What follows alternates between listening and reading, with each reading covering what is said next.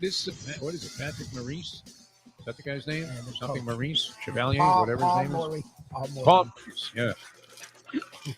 Has he ruined a good thing? I mean, they swing the big deal. They get rid of Hoobie Doobie, who was a real catalyst last year, but people deemed him to be too soft to win a championship. They bring in a guy, Kachuk, who's a dynamite player and has done nothing wrong. I mean, he's got like 17, 18 goals. He's a real menace in front of the net there, tough as nails. And a good guy to have on your team. And he brings that physicality. So that looks like, a move that should have made the team better, no? They were dynamite last year. They sucked this year. Sitting there sub 500 with this guy, Paul Maurice. And he doesn't have much to say after these games, right? It's almost like the French Joe Philbin. I hope people appreciate this stuff. Yeah, he is. He's Joe Philbin speaking French. Parlez-vous français? Philbin. Right? French. They end everything with a.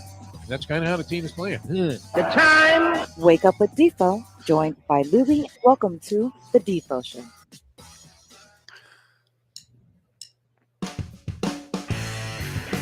And a very pleasant good morning, everybody. Great to be with you here on the Defo Show, here on South Florida Live, along with my partner, Mr. Mike Lubie Lubitz, loyal to a car. I mean, unbelievable. Mike Lubie Lubitz. I 12 years and a variety of different things, and things are happening, man. I guess that made big news, that Green Light Ventures thing. I love Jack, that. man. Yo, you give me a little bit, so I'm never caught totally off guard, but I'll get these messages from people, and I'm like, yeah. We're Sure. expanding our horizons, even though, we're still pretty much in the same place. But I'm telling you, 2023 is going to be our year, Mike Lubie Lubitz. This thing has immense possibilities. I'm ready. And working with some good people. And, you have to make it work. That's the whole thing in this game, especially if you're flying independent and you're not one of those guys that is fortunate enough to always catch like a good break. I would say this. I've caught my share of breaks, but I haven't been ultimately, as fortunate maybe as some others in the business. Is that fair? I mean, maybe a lot of people feel that way. It doesn't mean that you're not living a great life, that you didn't have a great career or whatever, good time doing what you were doing. But, any time it looked like we were just about to go climb over the mountaintop, usually the mountain was reduced to ash. Right at the moment of truth. And then after building up some systems over long periods of time, a lot of times we've had the rug pulled out from underneath us. And that's why the title of my autobiography is going to be Starting from Scratch,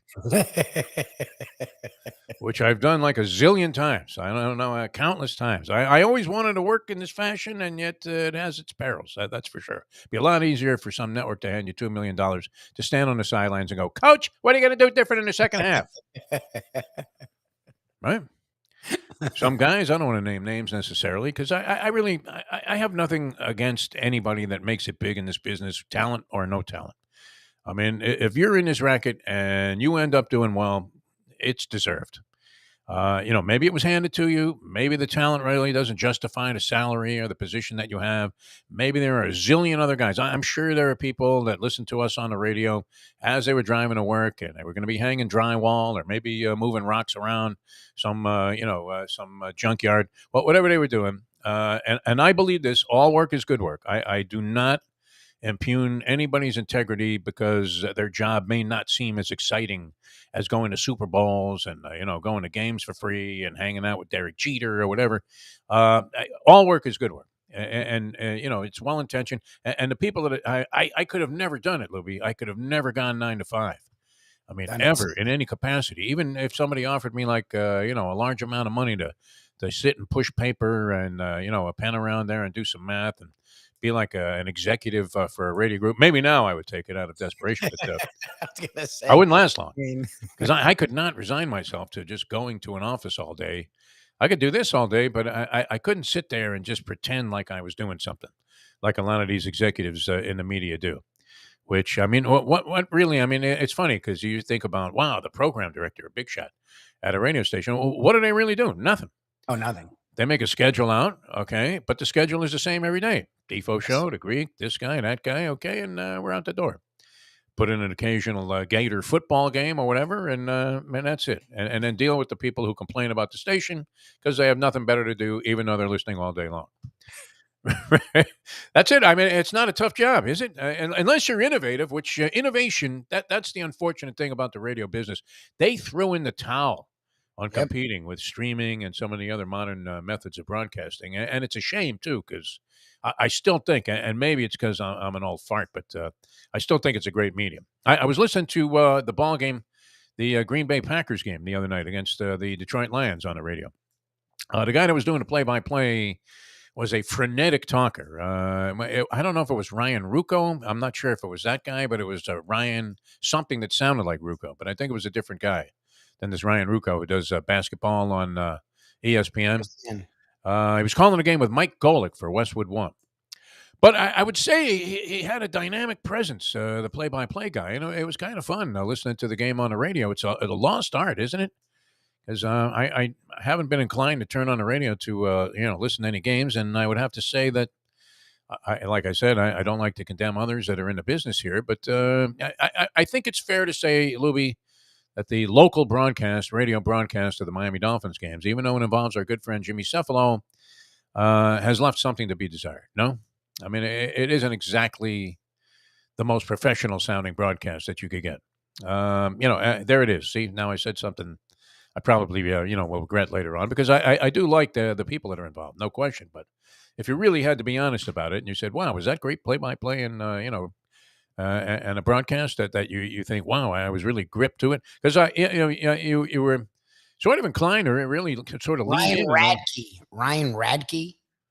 Good voice, man, and a Mike dynamic Golick. presence on the radio. Mike Golick was very good, actually. I'm sort of a Mike Golick fan because he was in his infant stages, and Chris Visser, Leslie's brother, actually discovered this guy in Arizona, put him on a show.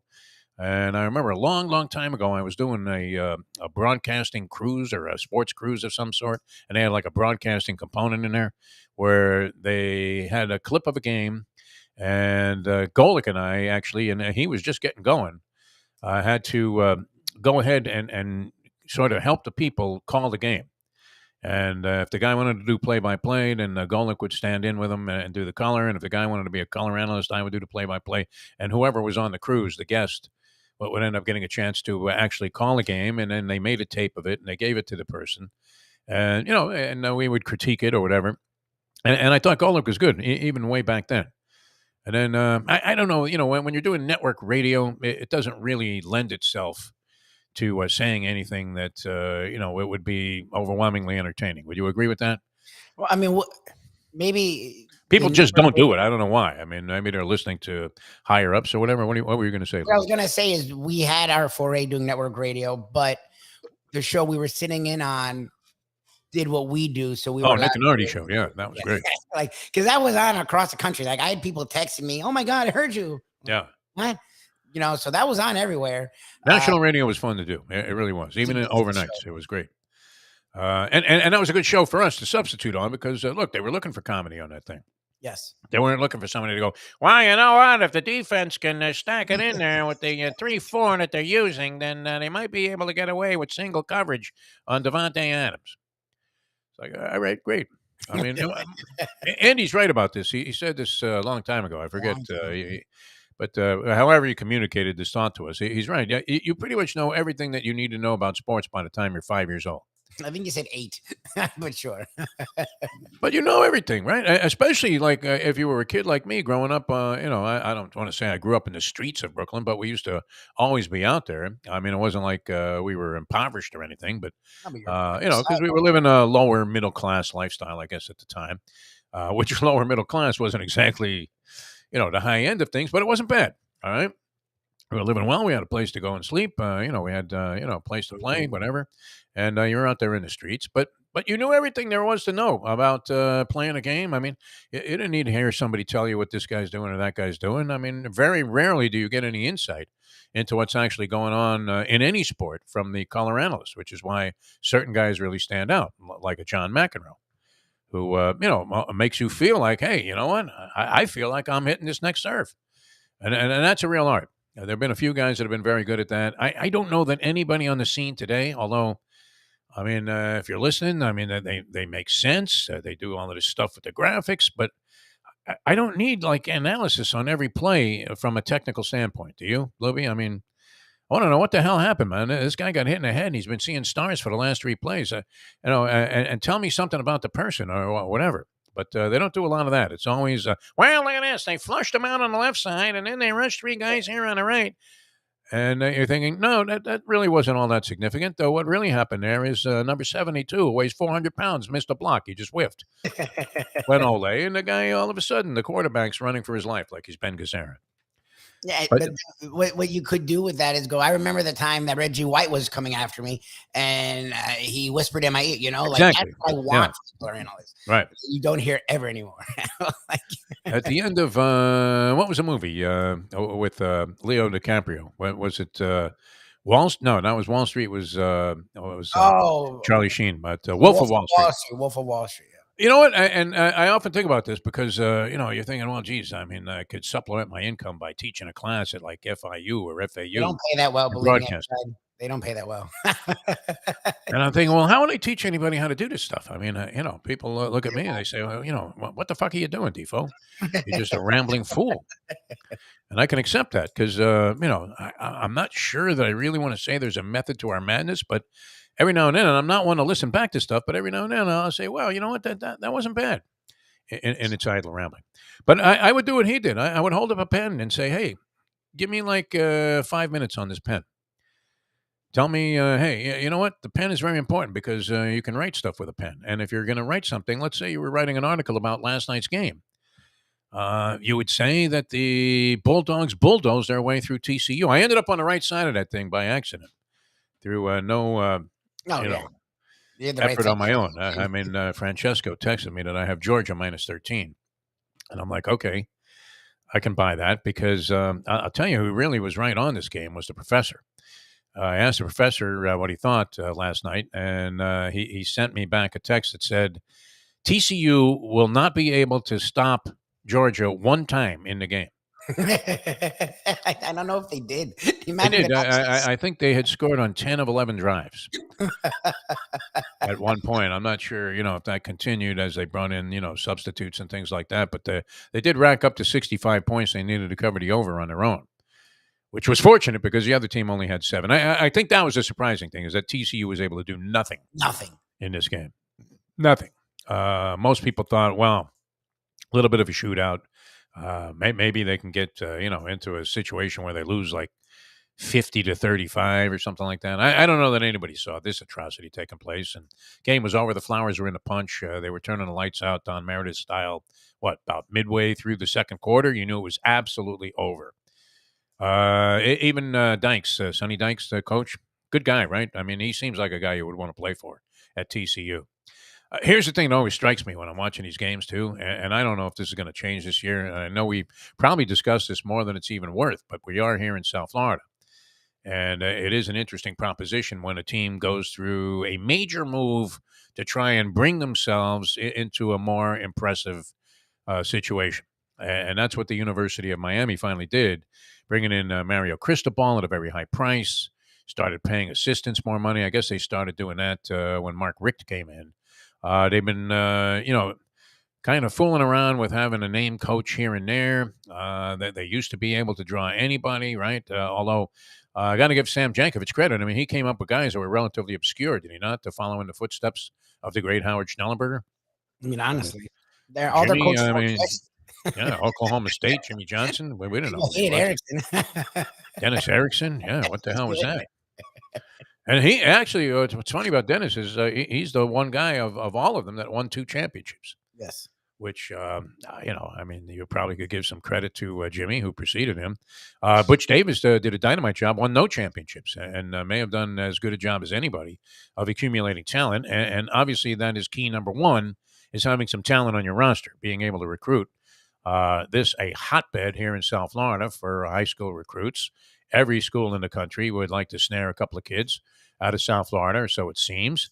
They spend a lot of time concentrating on it. It's one reason that these coaches are always willing. Remember, we're doing a high school show there, and I mean, here we are on a radio station. Nobody could hear, even in the parking lot of the place we were broadcasting from, that 1470 thing we had going.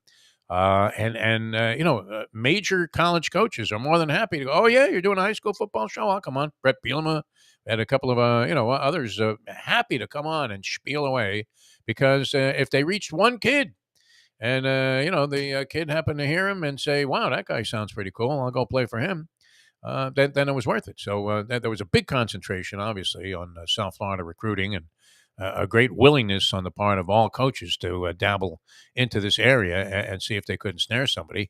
I don't know that anybody did it better than Butch Davis, right? I mean, in terms of assembling talent on that Hurricanes roster. But we've been searching for that ever since with the University of Miami. And here's the measuring stick that I'm looking at. And I keep thinking, how far away are they from Georgia in terms of play? I mean, here's a team that went out and won 65-7 over a team that was writing a Cinderella story of major proportions, including a win over Michigan, and several other like major victories that they had during the course of the season.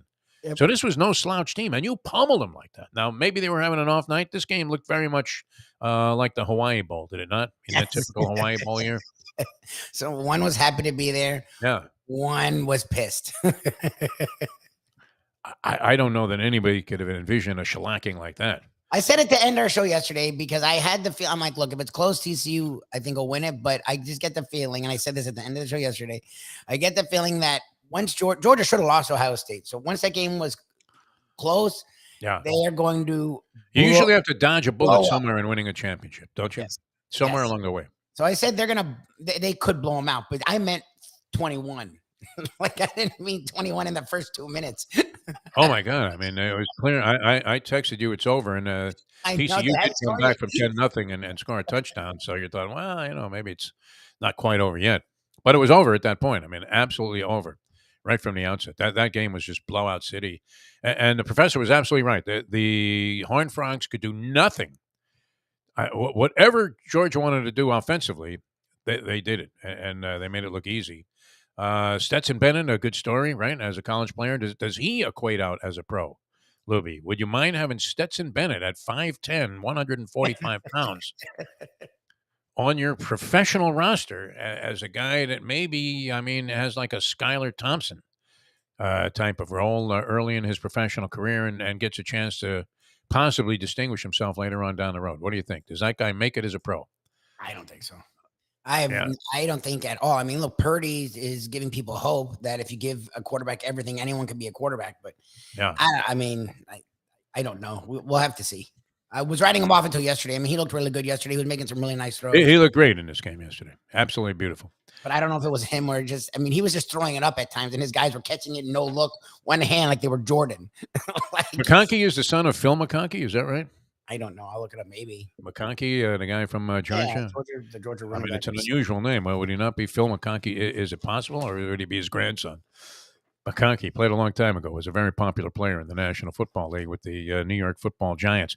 All right, the final rankings are fairly easy to come up with now. It's not like you got to wait for the voters to come to their senses there, and you get the old Adelaide Bird scorecard. Georgia, TCU, Michigan, Ohio State. That makes sense. Bama, number 5, Tennessee. On the plus side for you, Mike Lubitz, number 11. 11? Oh, that's...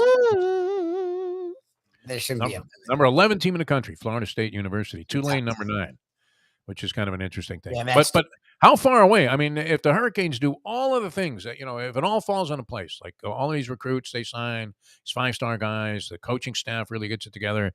Now they have their own players on the roster as freshmen, maybe, but and they get some transfers also. How far away are they from that? From being even in the top 10 teams in the country? What would you say, Olivia? I mean, years, light years, a couple of moves, possibly they turn it all around in one season. Hurricane fans are going to feel like next year is going to be their year, but they're not even in the others receiving votes this year. So that's a huge climb. Now TCU was 200-1 to win the championship before the season started, and at 20-1. So here's a bogus thing that we didn't factor in. You had to lay 4-1 on the money line on Georgia last night. So, and our friend Sheldon Glass, did you see this guy's 2 wagers? 50,000 laying the points to win 45. And then he had 50,000 straight up to win 10, laying 4-1. Can you imagine that? So the cat made 60,000 on the game. He put This one. 100,000 at risk. This team Is that the won. kind of gambling that leads to longevity in the endeavor? No. He's been doing it for a while, though. I don't know. I mean, they must have inherited a ton of money or made some kind of windfall of cash. Did he sell some tech company or something? I don't know. He Sheldon always seemed like a nice guy, and he was a big, Very follow- nice guy. Yeah. I didn't know he was wealthy like that. And then one day he would start posting bets that were like $1 million. Like Yeah. $1 million. Now, do you actually bring the cash, or is that just on account? Because he's actually buying a ticket. It's not like he's doing That's a it ticket. on a phone. Yeah. I don't know. Like I've thought that. I'm like, is it like the mob and are you dumping cash on a thing? Like I mean, guess- Mayweather's buying tickets. He's not doing that on an app. Or when he goes and bets 50,000 on a game or 500,000, whatever. But this guy that we know that we used to see out at Gulfstream Park all the time, used to stop by the show, moved down to Las Vegas. He always bets at the South Point Casino. Yep. And I mean, they obviously love his action, right? I would imagine he never pays for a meal. Put up 50,000 on the money line, only to win 10, and then another 50,000 with the points, minus 13, laying 110. So picked up 55,000 last night in a couple of hours. And how much of a cinch did it look like? I mean, imagine that's one where you feel good, right? That's a good bet. Where like I mean, it used to be this way when you were betting dog racing sometimes, where there would be an accident on the first turn, and one dog, as if he was on a roller derby type, would suddenly be 100 lengths in front, and no way the rest of the field was going to catch up to him. Half of them had already fallen to the ground, and those races, if you had the right dog, were a pleasure to watch. But the rest of football has been just total agony, including, I mean, still suffering a little bit of anxiety and post-traumatic stress syndrome over that Dolphin loss with the play at the end of the game there, the Atlanta play, the Salugi play. Yes. Lost the track of the word there for a second. Salugi. All right, NFL playoff odds have been posted, and here's the way they look. So, congratulations, Georgia Bulldogs, back-to-back, pretty good. Back, yeah. Oof. Kirby Smart looks like a genius. Smart obviously being an appropriate name for this guy. Is Kirby Smart? He seems like a likable guy. No, I mean, do people like him or dislike Kirby Smart? Do they despise him like they despise Saban, who actually showed some personality last night? Although I think underneath it all, he was getting very annoyed with Pat McAfee, who was also on the set, who was doing his best to stroke Saban. But to tell you the truth, it was one of the few times, if he was going to say anything, that I actually wanted to hear from Nick Saban. Because I'm thinking, if anybody would know what's going on in this ballgame, it would be Nick Saban. He knows Georgia like the back of his hand, I'm sure. He studied everything about them and probably has a pretty good opinion about TCU and how to beat them. But the weird thing about these coaches is I don't know why, and it's not true of all of them. But Saban, obviously the biggest name in coaching and college coaching and among the biggest names in coaching, period, any sport. But if he didn't speak in cliches, I mean, you would really be interested in what he might have to say. He's not as vapid as Urban Meyer was as a commentator, which Urban offered nothing. And then on top of that, while you may not like Nick Saban, I don't think he's as despicable as Urban Meyer ever.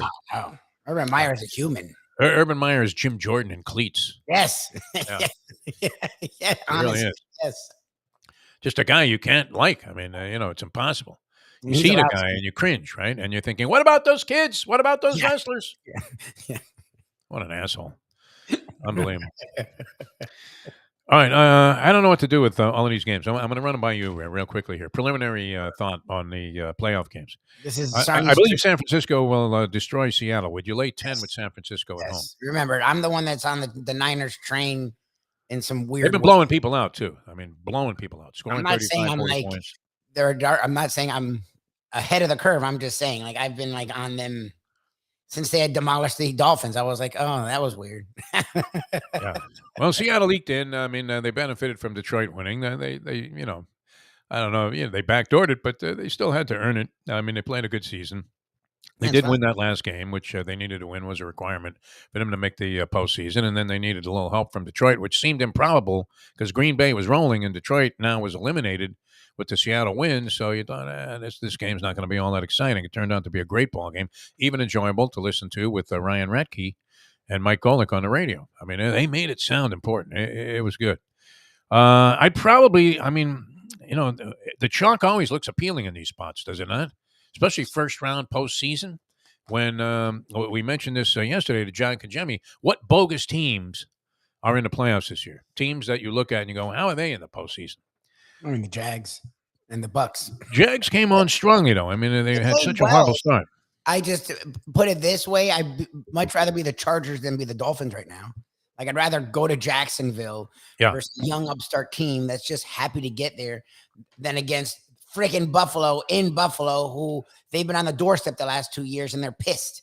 And and you know what's going to happen, right?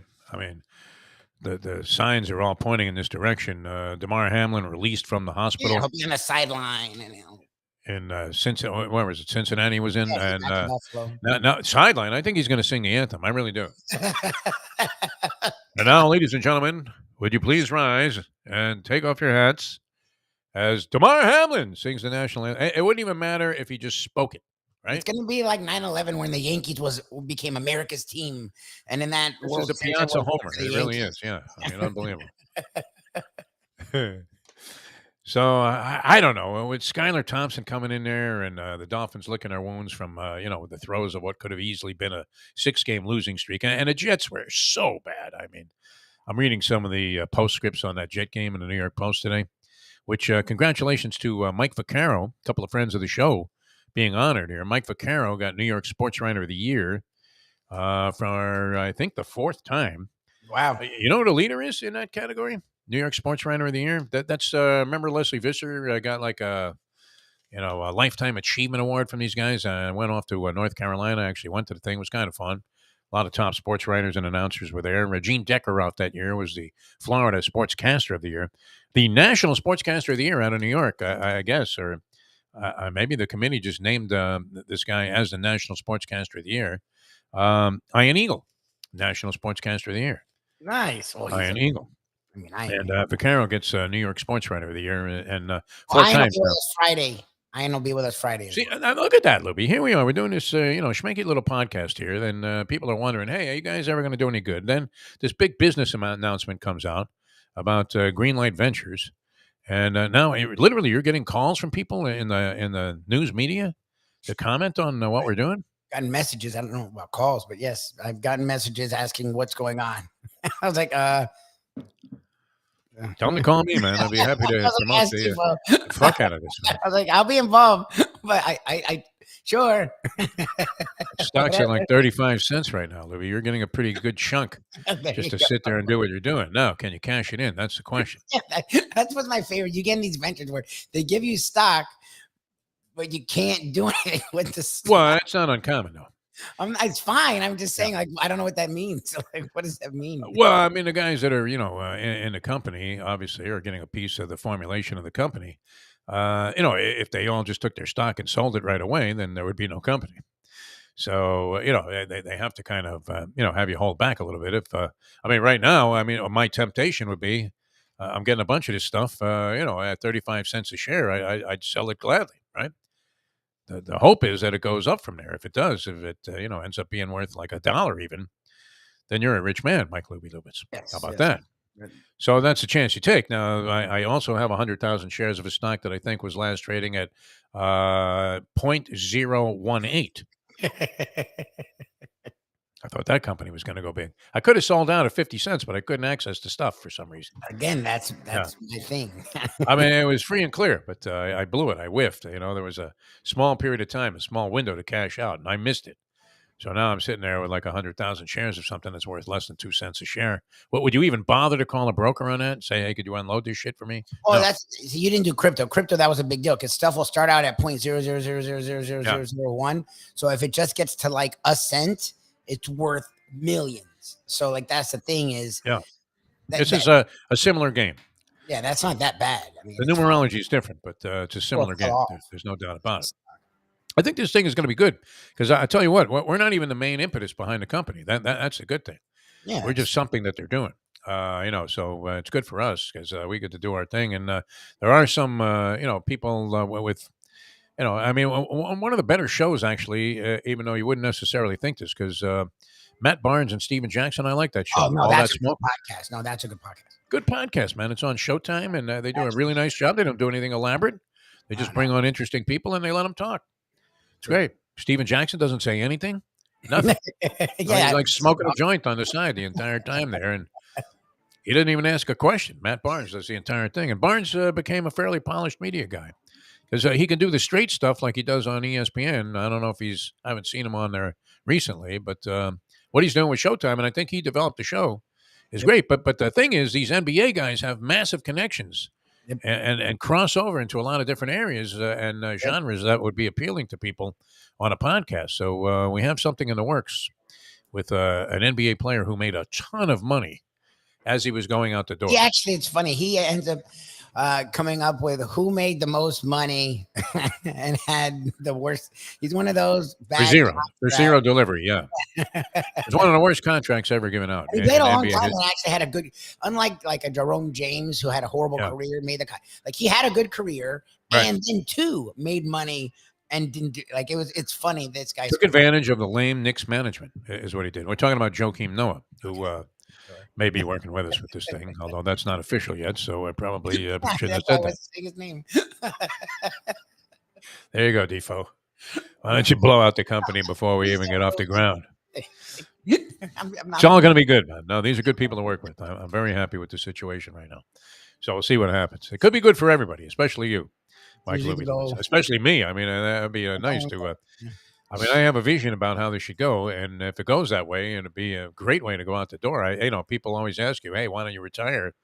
And I'm thinking, why would you if you were doing something that was absolutely great? I'm Hubie Brown at that point. Yeah, I'll work to my grave. Don't need money, still do it. Like it's not about money all the time. I mean, no, you just want to be comfortable doing what you like to do. Yeah, and not have to have money be an ugly consideration. Like, oh, geez, if I don't get paid today, I'm fucked. Right, which I've been in that situation many times, and I've been on the other side of that also, where it really didn't matter, right? Where you had a pile of checks in your pocket, you didn't even have time to cash. But that's been the smaller portion of things, and somehow money was never like a giant motivating factor for me. Although I do like having it. Let's face it, if you gamble, you're going to need a substantial bankroll to keep yourself sustained in the things that you're most interested in, especially after getting clobbered. I mean, last weekend, clobbered at the Ponies. I got tattooed. I looked like Chuck Wepner in the 15th round of the Ali fight. Just like my face looked like I got hit by a waffle iron, man. It was unbelievable. So I'll have to maybe go a little bit lightly for a while until things pick up. Green Light Ventures, man, it's going to be good. Look into it. Andy should be looking into this, right? Should give him the stock symbol. I'll give it out there over the air here. All right, we're coming back. We have a lot of stuff to do here on the show. I mean, there wasn't much to say about that game except congratulations, Georgia. They were great. TCU, it's a shame they weren't able to muster up much of a battle there. It looked good for, about a split second? Yeah, because they had a chance to make it 10. Did they make it 10-7? They made it 10-7. Oh, okay. And then Georgia scored the next year. They scored on the next 10 possessions, touchdowns. In a variety of fashions. It was amazing.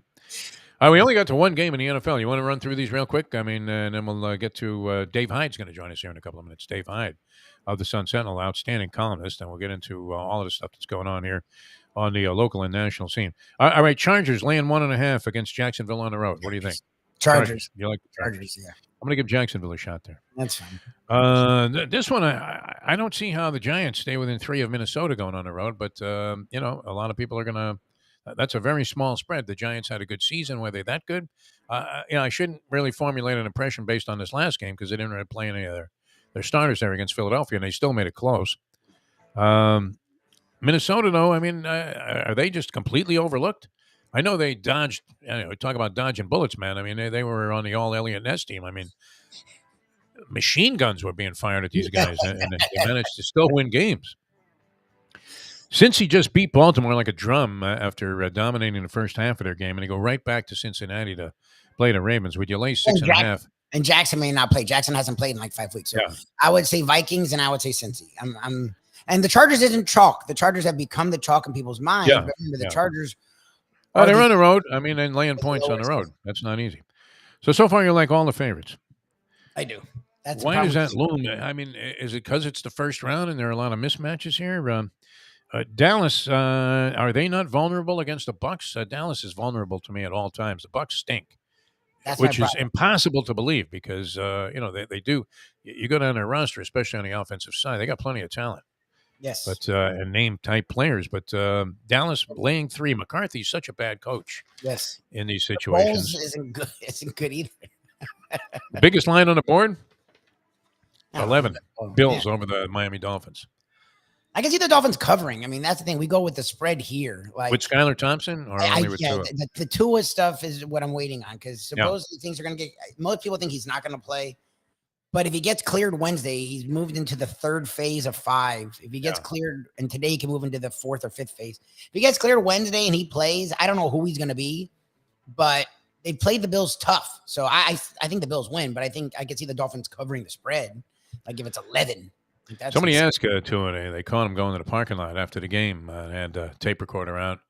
Said, hey, Tua, you think you're going to be playing against the Bills on Sunday? And he said, Shema Yisrael, Adonai Eloheinu. Started speaking fucking Hebrew. It's unbelievable.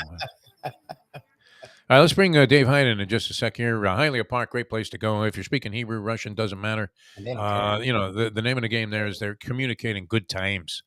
And we can't emphasize enough for our horse-playing degenerates out there, the NHC play-in tournament, where you not only get to play with your own cash there and keep the money that you win, but you have a shot to win a substantial prize package as well, including cash. And the ultimate winner, which turned out to be a friend of ours last time out, and it wasn't a huge field. I mean, it wasn't like it was small. I mean, it had a nice turnout for this thing. So very competitive, and yet in there with a real chance.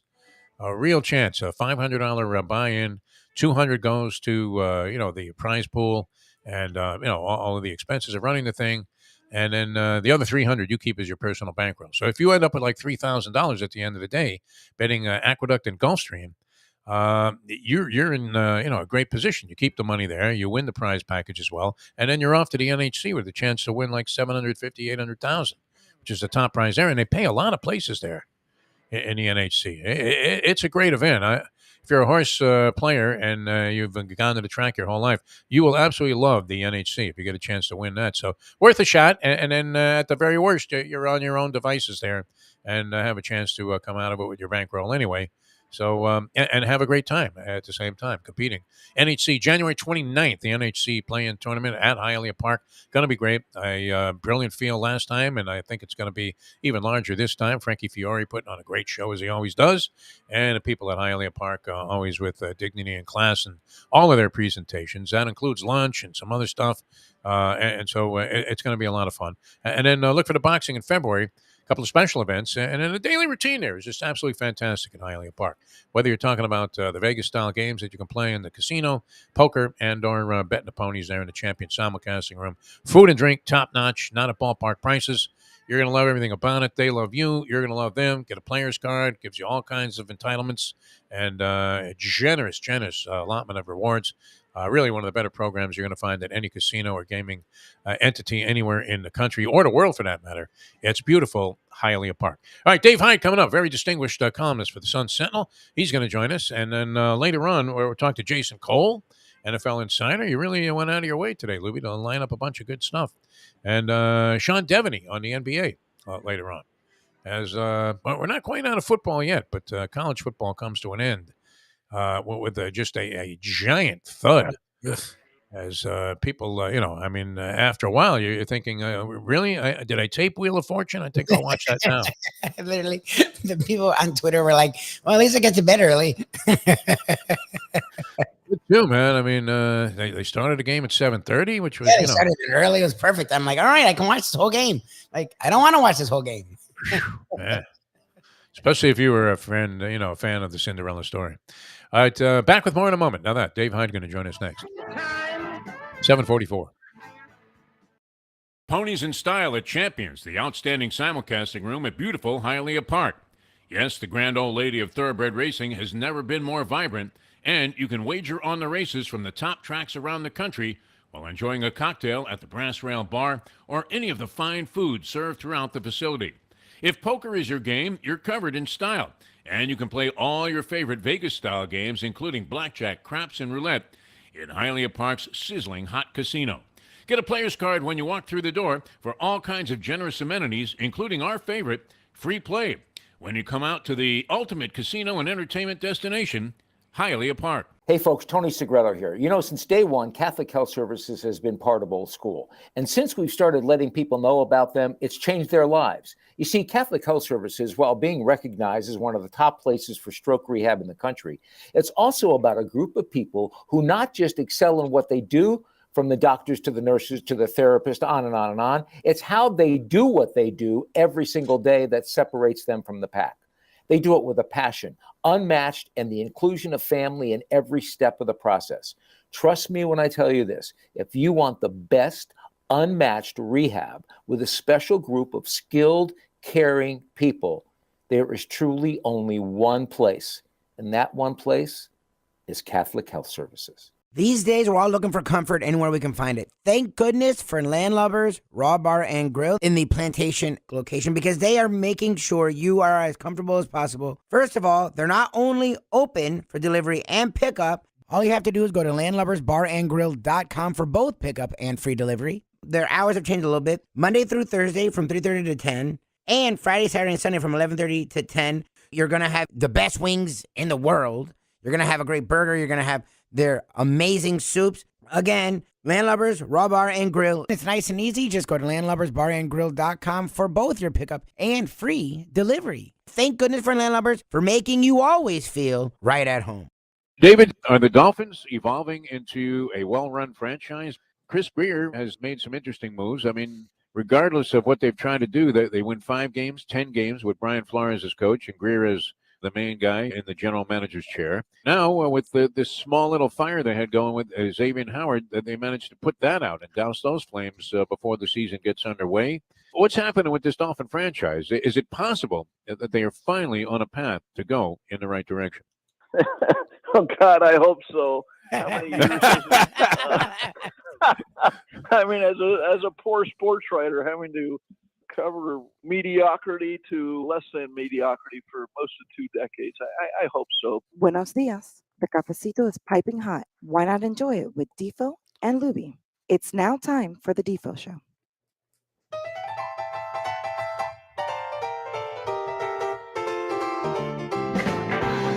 Not sure the chronology on this is exactly correct. Welcome back to the show. Jeff DeForest, Mike Lubie Lubitz. We welcome to the program one of our favorite people to talk to here, and we've enjoyed his writing in the South Florida Sun-Sentinel for years and years. He's the number one columnist for the Sun-Sentinel, syndicated around the country. I mean, when he turns something out, they want to take advantage of it in Orlando and Cleveland and every other city where the newspapers still exist. We welcome to the program the great Dave Hyde. Dave, how are you, my friend? Jeff, I'm doing well. I was just curious, that piano introduction, was that from Groundhog Day? It sounded like the theme from Groundhog Day, which, of course, is my theme about the Dolphins season year after year after year. Now, they got a little away from it. They made the playoffs this year, but yeah, it just sounded, like you're welcoming with that Groundhog Day theme.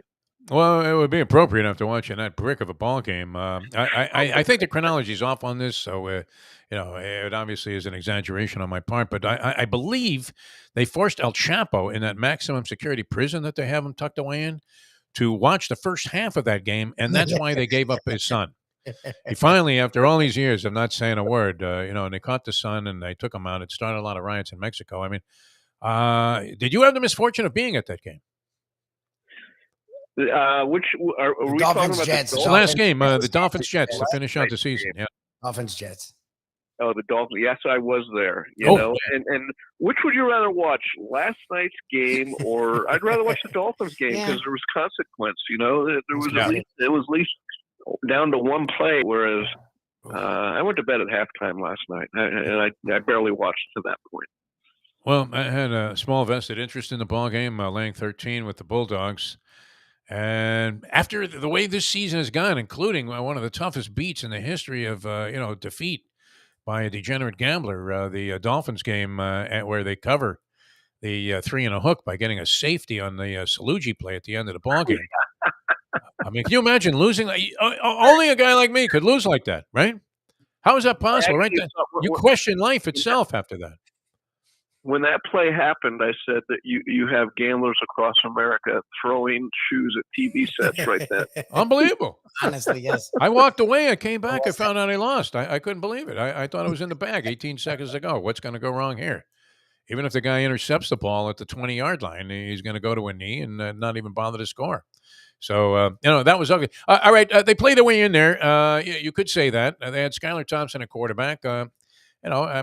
He's impressed me at different times, but he didn't really get much of a chance in that game. The offensive line has been suspect all year and certainly didn't do Thompson any favors. He's not as quick to release the ball or as fluid in the offense as Tua had been. Are we looking at dead meat going to Buffalo? With especially all the things. I think Damar Hamlin is going to sing the anthem in Buffalo. So I'm not sure if that constitutes any kind of unfair advantage, but I believe the league is embracing that.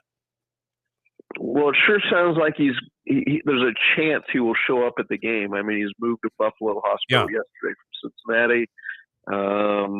And what an emotional scene that would be if he shows up. Oh, my God. And I wrote the column today. One of the themes people like to say is us against the world in sports, but it really will be the Dolphins again. Everybody's rooting for Buffalo because of the Hamlin situation, and you get it. It's one of those moments where sports isn't just about sports, and right. So you get it. At the same time, if you're the Dolphins, you got to go into that scene and be ready for it. And what are they, 10-point underdog? That's a massive. Upwards of that now, yeah. 10.5, 11. That's floating around. Wow. Okay. Well, Buffalo happens to be, whether the Hamlin thing happened or not, they're just a good team. Now, interestingly, with Tua in there, the Dolphins matched up against them very, very well I guess the overall differential in the two games was 1 point. Yeah, they're a good team. They're not the Buffalo team I thought they'd be going into the season. I mean, New England played them tough. 2 kickoffs returned for touchdowns. You do the proverbial take that away. Yeah. And New England's playing them down for down, and it's a good game. And look, the Dolphins ran for, am I wrong? 100. They ran for a lot of yards. I want to say 188 the last time they played. New England plays 5 defensive backs in their regular defensive set, so teams run on them, and that would play into what the Dolphins want to do. Can they do it? Who's going to play on the line? Josh Allen's making, I think he has 36 turnovers in the last couple of years. He had another one near the end zone Sunday. So, this isn't a situation where they have no hope, I don't think. Now, by that amount for a reason, and they're the ones you pick going into the game. But, assuming the Dolphins have some sense of health on their side, meaning either Tua would be the best case scenario. Who knows on that? But maybe Teddy Bridgewater, he can play. So I think it's asking a lot of a rookie 7th round pick to go into Buffalo in a playoff game and pull out a win. Especially it would be tough enough under any circumstance, but especially with the entire sentiment of the universe. Now zeroed in on the Buffalo Bills. Tua, that's a mystery. Here it is. It's Tuesday, Dave Hyde. You're in the business of finding these things out. I don't know if you're as obsessed as Adam Schefter would be, but nonetheless, that's very important on the local reporting scene. How is it that we know nothing about this? Doesn't that vagary alone lead you to believe that there'll be no Tua sightings in uniform for the Dolphins that day? Well, I think we'll find out tomorrow. When they practice, just Tua practice. He is in, it's a 5-step concussion protocol, and McDaniel said yesterday that he was sweating, meaning he was doing something, which is step 2 or 3 is like an aerobic exercise. So there's something's happening, but is it going to progress enough? Would you want a guy who's had 2 concussions and a 3rd head trauma in the season to go back out there right now? That's for the doctors, for Tua and his family and for the Dolphins to decide. But I would think certainly he's got to practice this week. He's got to get out there and not only medically, show that he can go through a full workout and do things, but he'd have to also, just from a rust standpoint of being off a few weeks now, to get back out there and throw some football. So, I think there's an outside shot of him playing, but I guess probably the safer question would be, can Teddy Bridgewater with his broken finger play? So as up and down the season as it's been, to me, it's been up and down for me when it comes to Mike McDaniel. I get it's year one. I get they've had a lot of injuries, but so at this point has everyone. And it feels like when other teams figured them out, things didn't change for the Dolphins, and their offense just got worse and worse and worse. Where are you at right now with Mike McDaniel? What's your confidence level with Mike McDaniel, the once genius? To me now, I don't know what to think of him. Well, you take a first-year coach, it's going to be somewhat of a learning curve. He was asked to do two prime things, as I see it. One, make the playoffs. He's done that. The second thing, find out about Tua Tagovailoa. Who is he? What can he do? And he's answered that question now. There's a lot of information on Tua. The question is, what do you do with it? In a perfect world where great protection and enough people are healthy around him, he can be very good. And he showed it in November. He was sacked twice the whole month in 4 games, and he lit the football world on fire. People talking, he's an MVP candidate. Well, then he goes to San Francisco. Nick Bosa sacks him 3 times, strip sack for a fumble, and all of a sudden he can't hit anybody. And so, and then there's the injury question. So the question becomes, what do the Dolphins do with all this information? So from that standpoint, I think McDaniel did a great job. He was the guy, for the previous 2 years, there was a debate about who Tua Tagovailoa is. Now, all that information is laid out before you, and then we'll see what the Dolphins do. This is why, too. I mean, as I was watching that game against the Jets and watching Skylar Thompson, who I don't think is horrible, but the one thing that Tua does exceptionally well, and it totally fit the philosophies of McDaniel, as bizarre and existential as they may be, was he was finding these speedy receivers, Waddle and Tyreek Hill and others too, in the middle of wide open zone gaps. But that opportunity is only there for a very brief split second, and you also have to anticipate the guy sliding into the slot and be confident enough that you're going to throw it to the right place. Otherwise, it's a disaster. But in watching that game, I mean, all of the replays showed that you did have Hill in some of these wide open spaces. You did have Waddle to a lesser extent in the same situation, and other receivers. But Thompson would have to take that one extra step, or he didn't let go of the ball right away like Tua does, which made me think that without Tua orchestrating that offense at a good level where he's capable of playing, as you said, health-wise, they really don't have a shot, because the offense really disintegrates. And then on top of that, I guess complicated, Mostert, I think, has a broken thumb. And, certainly with him, sharing the load at running back, he was an important cog in, any kind of success that they would have on the ground. Yeah, I think Mostert is a big loss, especially this game. As I said, Buffalo's base defense plays 5 defensive backs. And you can run on it. That's what they give up. And so with Mostert out, that's a loss. The middle ground between Tua's accuracy and quick processing to find the right receiver and Skylar Thompson, again, being a rookie, is Teddy Bridgewater. So I mean that's one of those two probably have to play for the Dolphins to have a chance on Sunday. Third choice at the prom, first girl turned you down, the dream girl. Then the girl that you thought, well, she's nice to talk to. We could be friends for life. She says no. She's already got a date, and then you're down to the girl, the redheaded girl with the freckles, who you were cheating off in math class. And as a reciprocation, who was always the most fun, anyways, right? Yeah, that's true. Yeah, she was the wild one. Yeah. Yeah, if we'd only known.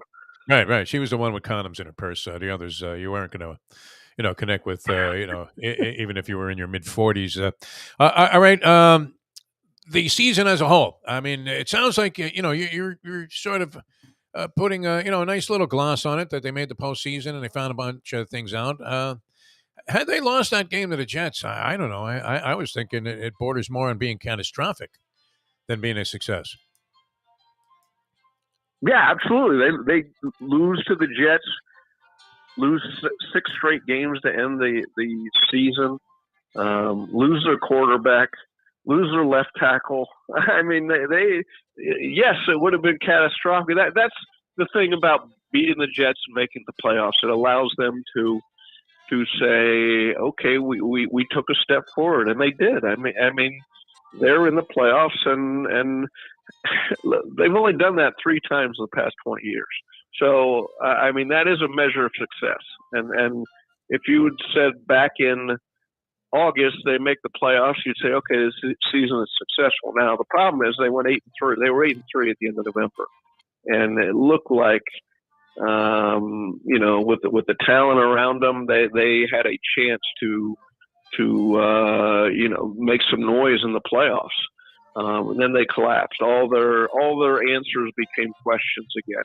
And so you go into this off season with what do they do with Tua? What do they, can they trust Teron Armstead's going to be there at the end of the year when you're supposed to be? I mean, this is a time where good teams say, okay, we want our best players to be playing. And Teron Armstead, you look at his career, and this is a good year for him. He's only missed a couple games or a few games. He typically misses 5. So, I mean, there are a lot of things you got to cross your fingers for and hope they work out coming up for the Dolphins as you look ahead that, the health-wise, they're going to be okay. So we started the conversation, Dave, with you talking about Groundhog Day, and you referenced that to the Dolphins. The same thing over and over again. Defo always jokes about program directors talk about playing the hits. One of my hits when it comes to the Miami Dolphins is Chris Greer and my hatred for him.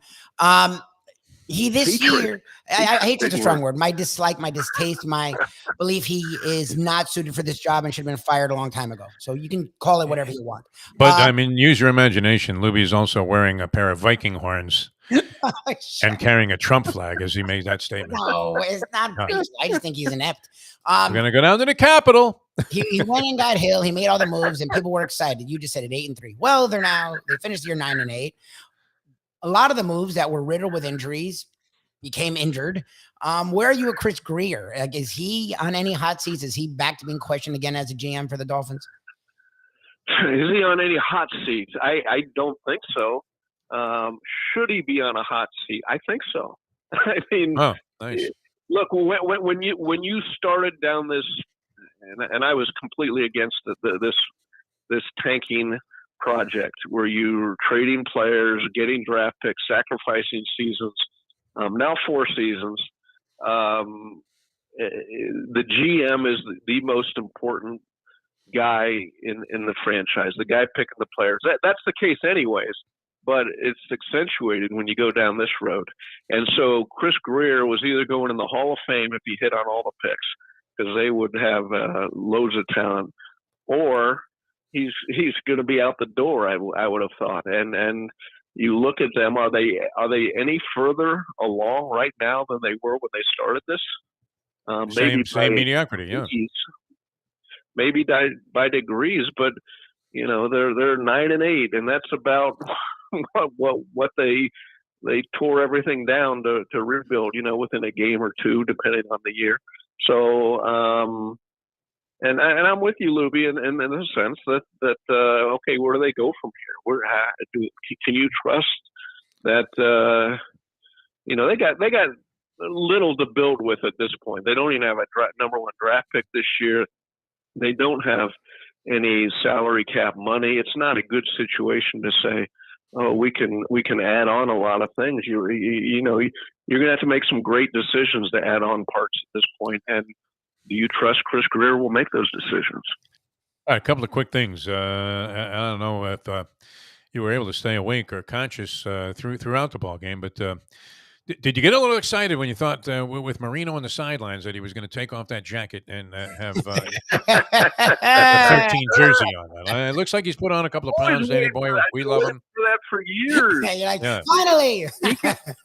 I've talked to him. He, not recently, but he said my arm's still good. My arm's Yeah. still. It's the rest of the body. It's the legs. But he can go out there and throw one pass for 65 yards, can he? Could be as mobile as Joe Flacco was for the Jets. I mean, you talk about the Statue of Liberty play. My God, unbelievable. All right, and have you learned to speak McDermott? McDaniels. Defo. What's that? Yeah. What was that? I'm sorry. Oh, have you learned to speak McDaniel yet? As the guy. I don't know. I'm pretty good at interpreting things that are said at press conferences. It's usually nothing. I mean, a bouquet of cliches, and you deduce your own things from it. People like to make all kinds of assumptions, but when McDaniel speaks, I don't know what he's talking about. Joe Philbin was more clear cut to me than McDaniel is. Whoa! Joe Philbin said nothing his entire time. Exactly. It was milquetoast. It was nonsense. It was all filtered through Don Aponte. I mean, it was the strangest. Yeah, it was bizarre. He needed notes. He needed index cards to talk to the team. Look. Mike McDaniel, to say, let's go get him, guys. He's reading that off a card. That was great. Yeah, Mike McDaniel is great. Okay. I think I get. He's long-winded. He rambles a bit, but he gives you information. He's funny. He's appreciates. It seems the role of being the voice of the team, and takes that very well. I'm from a columnist, from a reporter's sense of a godsend. Standing. This is you can't get any better in the NFL than this. Maybe Dan Campbell. That'd be about the only thing. Well, Dan She's Campbell. the polar opposite in terms of character that they portray. All right. All good with that. The Miami Dolphins end up in the playoffs, and we'll see if they can prosper. Is it fair to say this while we're on the topic of Joe Philbin? Because we came to the conclusion that Paul Maurice is the French Joe Philbin. That he is saying nothing. I was reading this, a little blurb in Larry Brooks' Slapshots column in the Post, and he was saying, I mean, as an outside observer, that you will. I mean, it's only happened 5 times. This would be the 5th time if it happens again, which I don't know that it will. But that the team that won the President's Trophy with the best record in hockey the previous year missed the playoffs the following season, and right now the Panthers are in that situation. So what do we make of this guy? I wouldn't think he's Joe Philbin. If I'm looking for a Dolphin, A French Joe Philbin. French. I'd say Dave wants that. Wants that. Okay. Good comparison. Yeah. He's had a long career, and yeah, now I haven't been around the Panthers much this year. At the start of the year, I was around them a little, but because of football, I'll get back to them after football season. But it just looks like a disaster out there. On the periphery, yeah. How did they go from this team, and that was great in the regular season, and you knew they were making changes so they could adopt a better style of play in the playoffs. But it brings up a question: would you rather have a team that are the Harlem Globetrotters in the regular season, and they win a playoff series and then lose, or would you rather have a boring team in the regular season with a chance to go deep into the playoffs? And I don't know that they anticipated this. Philosophical question. When you look at the change on the surface there, Kachuk's a great player. I don't think anybody would deny that. I think Kachuk's actually played well. Yeah, and he's been fine. Kachuk is not your problem. It's your defense. It's your depth. It's your goaltending too. This year. And goaltending. Yeah. Wow. Is that going to be one of the all-time brick contracts? I think Dion Waiters might have been one of the worst contracts ever signed here in South Florida. But is the Bobrovsky contract up there? I mean, you have a great perspective on South Florida sports history. Could that be one of the worst signings ever? Although he did give him a little rise for hope last year, when it seemed like he got his vision back to like at least 40-80 or something. Yeah. In the playoffs, he was very good. Yeah. So but this year he's horrible. I mean, horrible. Yeah, yeah. So they got issues across the board right now, and missing the playoffs after being not only leading the league last regular season, but being an exciting team. What a trade off that is. So they have to go something like 30-13 to make the playoffs. If All right. Wow. the line that you think they'd have to cross, it's some ridiculous number that they have to hit, and the way they're playing, they're not going to come close. Well behind the top spot, right, which they had last year. Of course, the Bruins having a magical season, 32-4-4. The Panthers 18-19-3. Yes. After being and they were exciting last year. I mean, it was amazing. Could you please do a public service column, though? Remember that? 110. But I'm glad you're reading the New York Post, too. I hear you say Larry Brooks. Yeah, long time. I get it every day. My hands are stained with ink. I'm an ink stained wretch, literally, and it's much, to the dismay of my wife, the lovely Mustang, who says, "Do you have to touch everything?" Right, because there's ink stains. I could never get away with a crime, and which I haven't in my lifetime. But I'm leaving fingerprints virtually everywhere, all because of my devotion to the New York Post. All right, so you won't give us the French Joe Philbin there with Paul Maurice. I thought French Dave Wannstedt looks like the guy. I can openly accept that. All right, and then one last thing. I mean, I know you're probably going to get involved very heavily. Oh, I wanted you to do a public service column for us. Channel your inner Mike Mayo when he made the transition from sports to the city desk there and was attacking virtually everybody, unmercifully so. $35 to park a car at a Panther game. Come on, Dave Hyde. Why is there not more outrage, public outrage, and maybe even a revolution against the public building where they had the nerve to whack you for $35 and then you have to pay it on your credit card, which may be tapped out. So what do you do now? You turn around and go back? I mean, you go park at Sawgrass. Yes, I've said that repeatedly. See, I don't like that whole nomad thing. I'm worried I'm going to be intercepted at the border by the Texas governor there as I cross whatever street that is, Panther Way or whatever. You can see why they charge that. There's no parking. There's no space out near that stadium, that arena, or anything, is there? I mean, it's so tight downtown Fort Lauderdale. Not too bad. Yeah, I mean, it used to be like 10. And then it was like 20 was, but 35 is, I mean, that's like, why don't they just sock you in the face as you roll down your window? It is. Yes, it is. It's a lot. That's insane, right? You could buy a ticket for $8 if you buy it, the day of, right there before they drop the puck. And it's $35 to park your car, right? And what are you going to do with it? Leave it on the street? You don't have much choice. Uber. Yeah.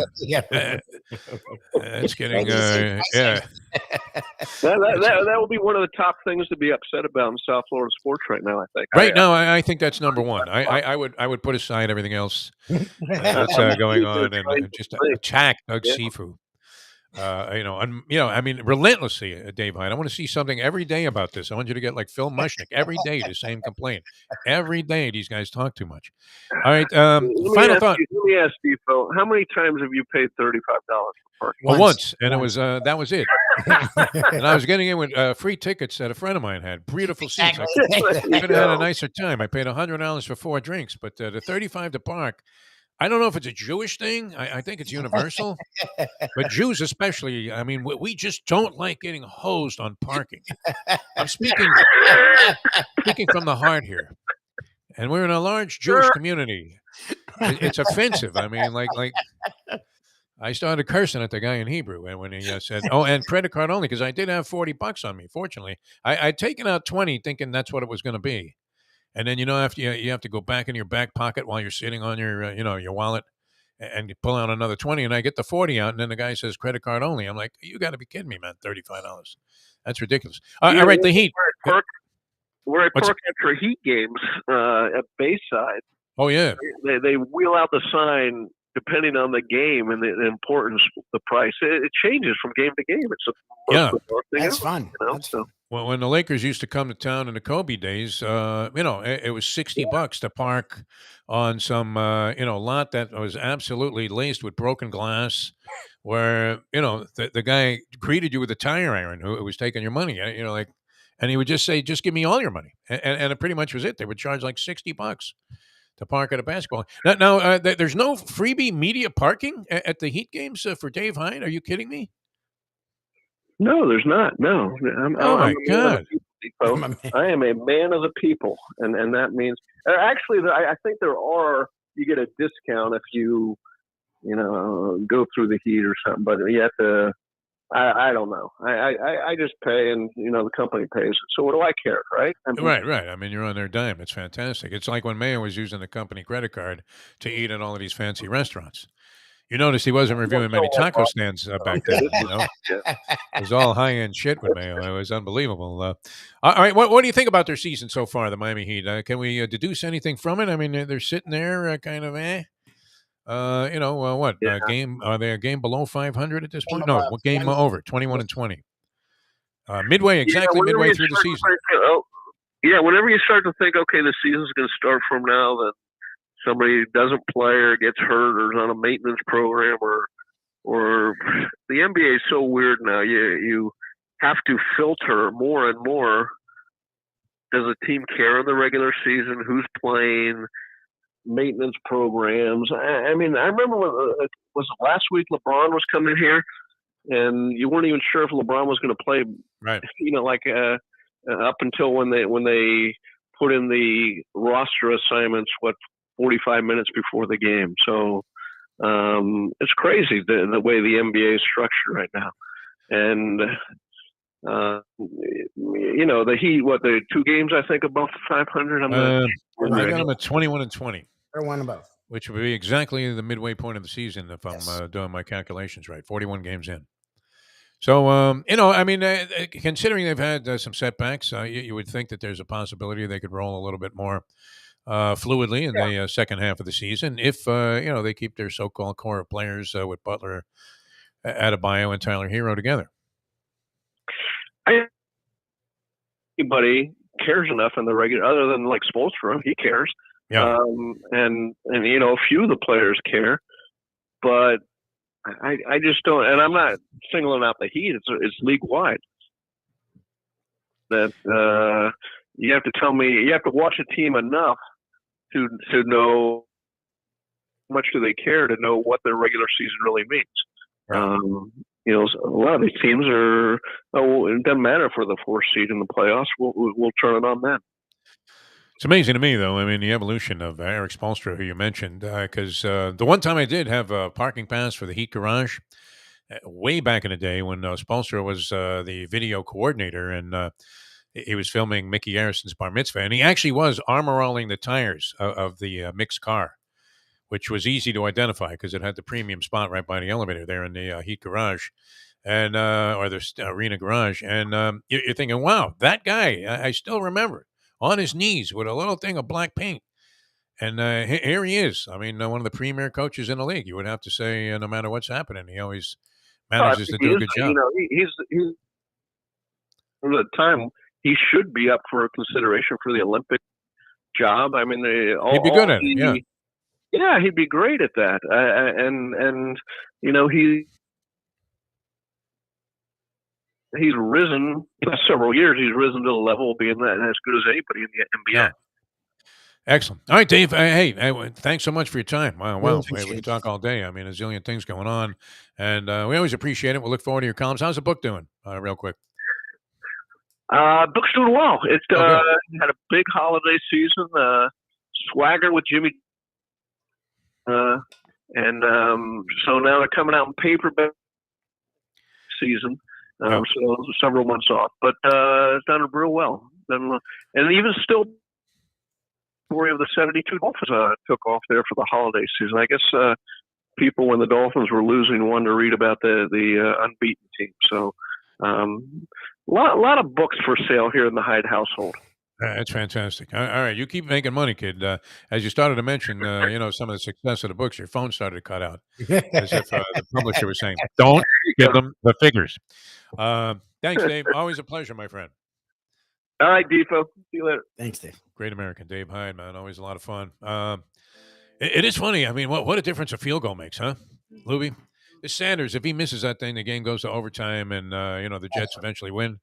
And you're looking at the Dolphins at 8-9, and Chris Greer. I mean, I'm with you. I don't see I mean, you can give him credit for orchestrating the Tyreek Hill deal. I mean, if you had that many assets, you probably could lure Tyreek Hill I to mean, your roster.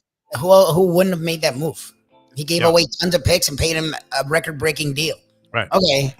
Both sides had to go for it, but you're thinking in the long run, the side that took all of the draft picks, eventually, is going to prosper here. But Hill has distinguished himself. I mean, that was a worthy pickup. And who was the linebacker they picked up? Chubb. Bradley Chubb. Yeah. Well, see, I think of him as an edge. That's the thing is the two really big moves. Hill was a good move. That worked fine. Yeah. Armstead was injury prone. Well, they had to take a shot. All right. It was worth a shot. Chubb, injury prone and has been injured. And they seems to me I see him with a baseball cap on all the time. No? yes. Not to say anything negative about the guy, but it hasn't been a big contribution for the commitment that Chris Greer made in yet another panic move because he hadn't prepared well enough to have his roster laced with the kind of talent that a lot of other teams somehow find. Right? I have been underwhelmed with Chris Greer throughout his entire tenure here, including the despicable tanking, which was spoken of. All right, Jason Cole, I mean, a good guy to get into all of this stuff with, going to join us next, and that's always a lot of fun. Jimmy Johnson, we mentioned Jimmy in the book Swagger. Dave Hyde, of course, co-authoring that with Jimmy, and we are still looking forward to our time with Jimmy down there at Jimmy Johnson's Big Chill in Key Largo. What better place to talk to the man than at the Big Chill? Great food and drink all over the board. Tremendous place to relax. You just can't beat it. Mile marker 104, the Overseas Highway in Key Largo.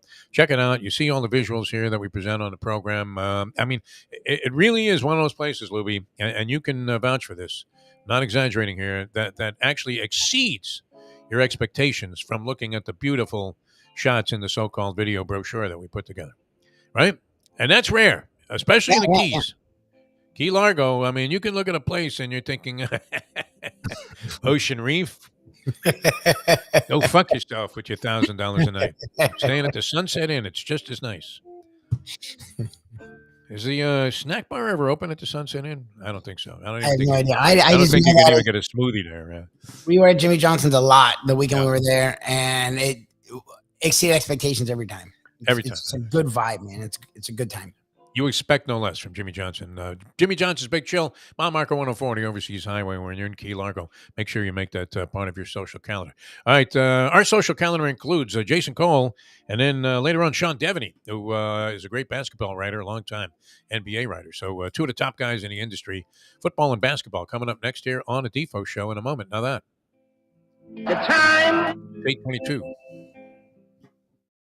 Folks, Tony Segreto here. Let me ask you a question. What do you look for when you go out to eat? Good food, obviously, friendly atmosphere, not too loud, but good energy, reasonable prices, and a place where you feel comfortable. All those ingredients, no pun meant there, are hard to find unless you're talking about the Texas Roadhouse. You see, they encompass all of those attributes. Really, really good food, amazing atmosphere, good for a family, good for a date, or just a night out for yourself, and prices that will make you extremely happy. Their ribs unmatched. Steaks hand-cut every day. Everything, and I mean everything, is made on site, including their incredible bread.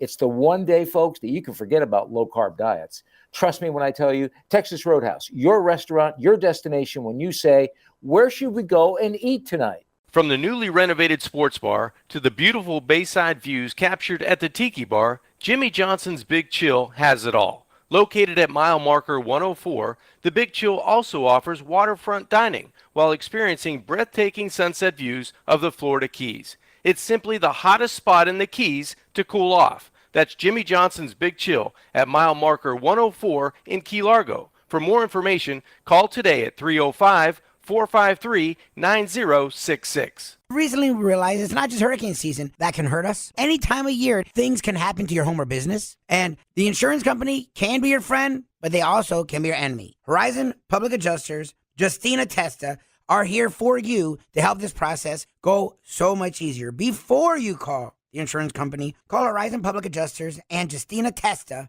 at 954-809-8752. Would you go into court without an attorney? So why would you go up against an insurance company without Horizon Public Adjusters and Justina Testa? 7 to 10 times more money recovered with a public adjuster than if you went on your own. If there's no recovery, there's no fee. Give them a call at 954-809-8752. Why go up against insurance companies alone when you can have Horizon Public Adjusters and Justina Testa on your side? Mr. Pentangeli, were you a member of the Corleone family? Did you serve under Capo regime under Vito Corleone, also known as the Godfather? I never knew no Godfather.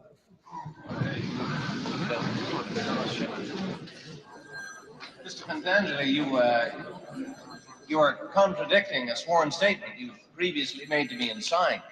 I ask you again, sir, here and now under oath, were you at any time a member of a crime organization headed by Michael Corleone?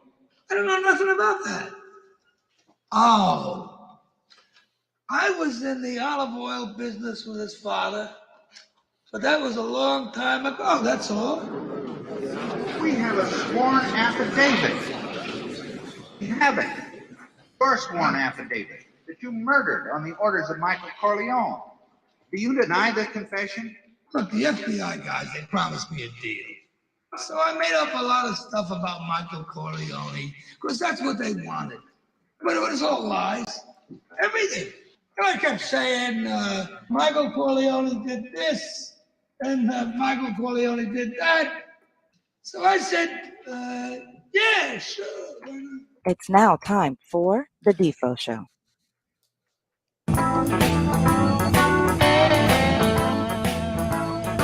Yeah, sure. Why not? We're in the playoffs, the postseason coming up for the Miami Dolphins and all of the local fans. Jeff DeForest, Mike Lubie, Lubitz with you. And hearing some bizarre feedback here, but we're trying to connect with Jason Cole, one of our favorites here, NFL insider extraordinaire, and now the senior NFL writer for Outkick.com. Are we ready to roll with Jason, Lubie? Yes. Okay. Jason, how are you, my friend?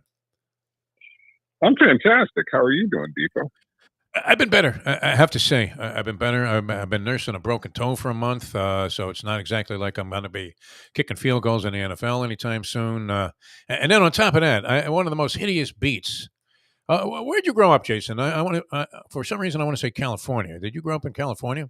Yeah, Studio City, California, in the beautiful San Fernando Valley.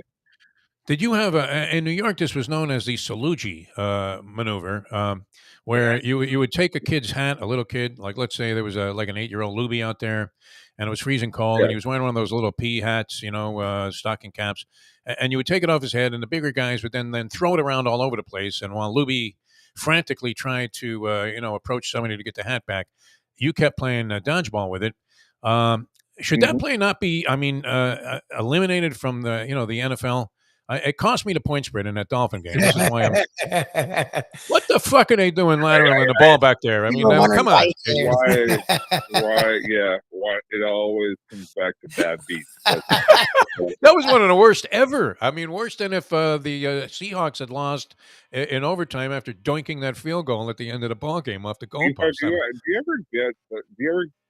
ever get the sense that the problem is not the guys who play the game? No. It might be the guys. It might be the guy who makes the bet. Yeah. well, I mean, FanDuel's been with these guys. There are a lot of curious results. They're in bed. I got beat because of that. Yeah. It's only a matter of time before Pete Rose becomes a commissioner of the NFL. There are an equal number of people who also got involved and won the game as a result. Exactly. Of that. That's true. I mean, but only because of you. Yeah. No. I mean, I literally, I thought I had it.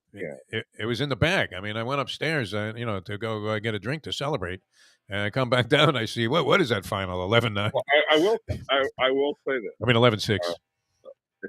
Not about that. Not about your loss in the game and your wager, because you get what you deserve.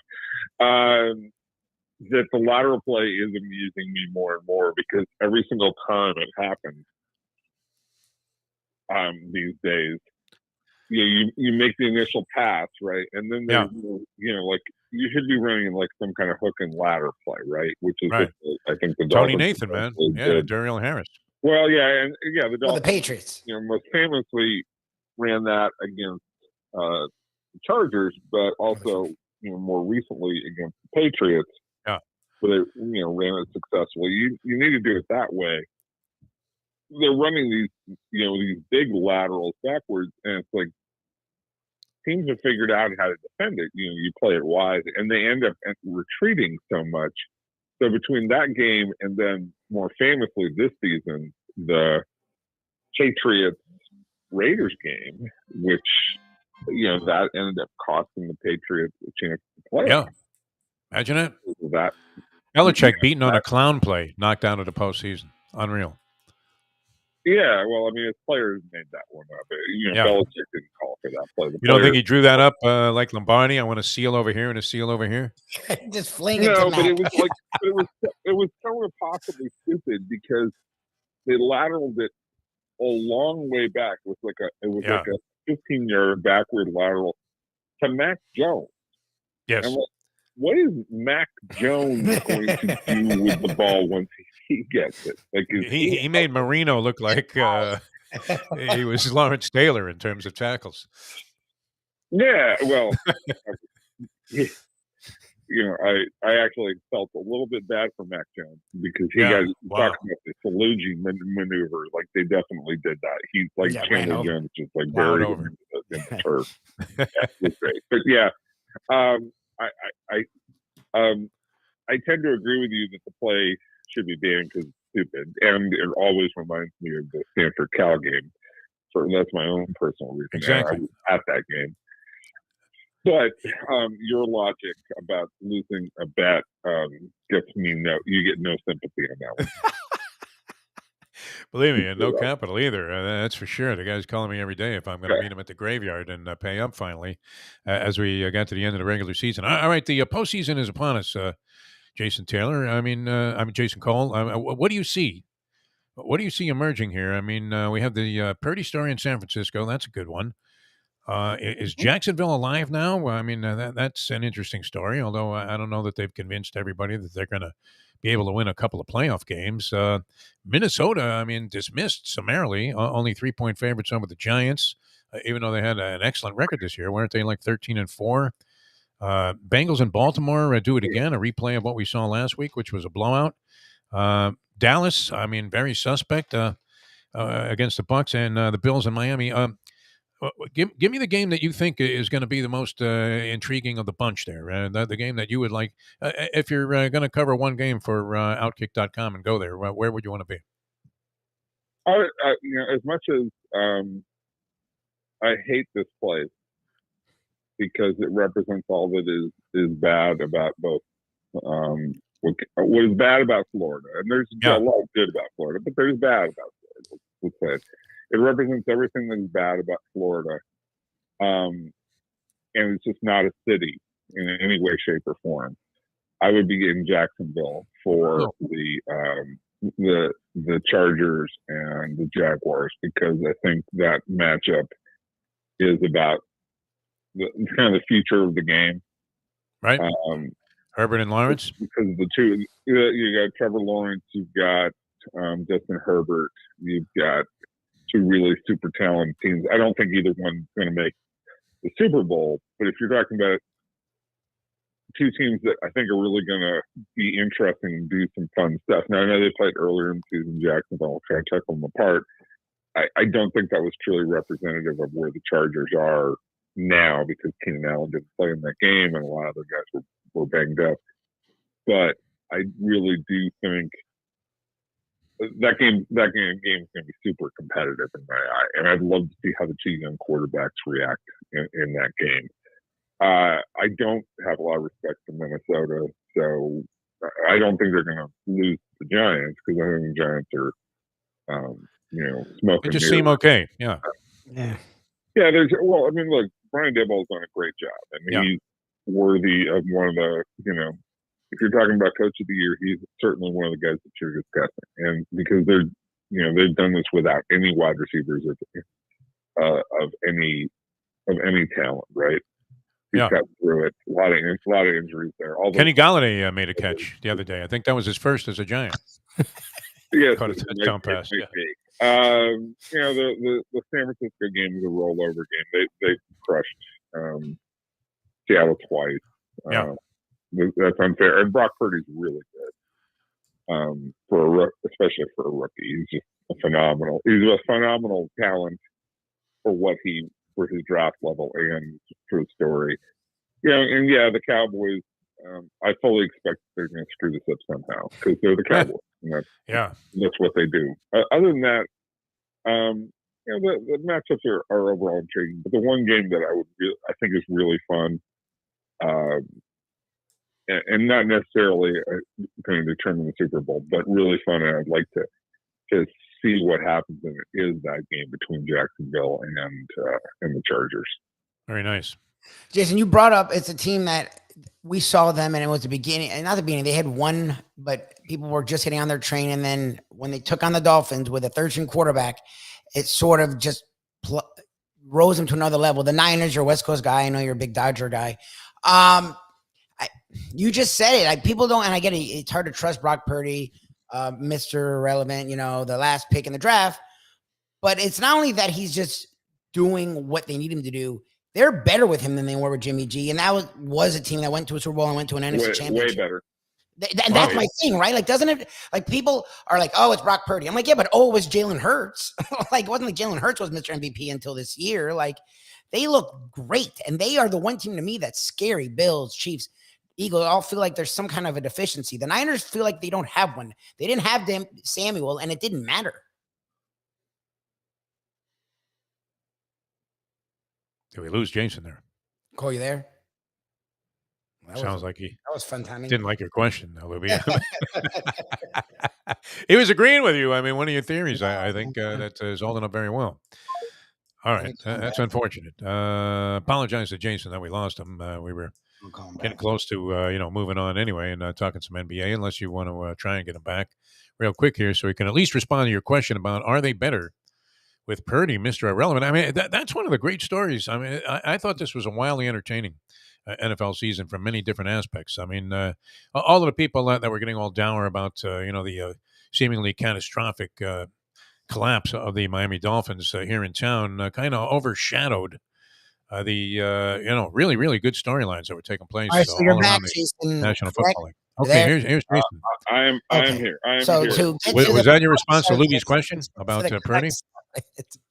The Niners, even with Purdy, you said it, they're better, and it's felt like they're better. Is there anyone that can beat them right now? Because it sort of feels like no, at least to me. Defense wins championships, Lubie. They have offense too. Their offense is scary. Well, they have a good defense. I think their defense has actually been pretty poor here the last couple of weeks. Okay.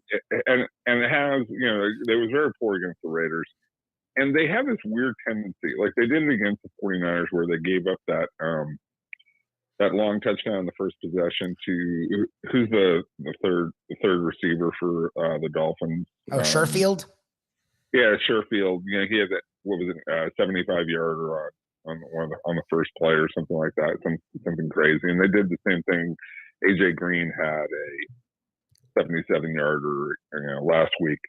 Like their defense has this tendency to give up a big play somewhere along the line, and that could come back and bite them in the playoffs. But I would say, number one, Purdy is amazing in that he has an answer now for almost any situation, and he can get himself out of a lot of bad situations. He is not overwhelmingly talented, right? His arm strength is not superb or anything like that, and he's not a big guy.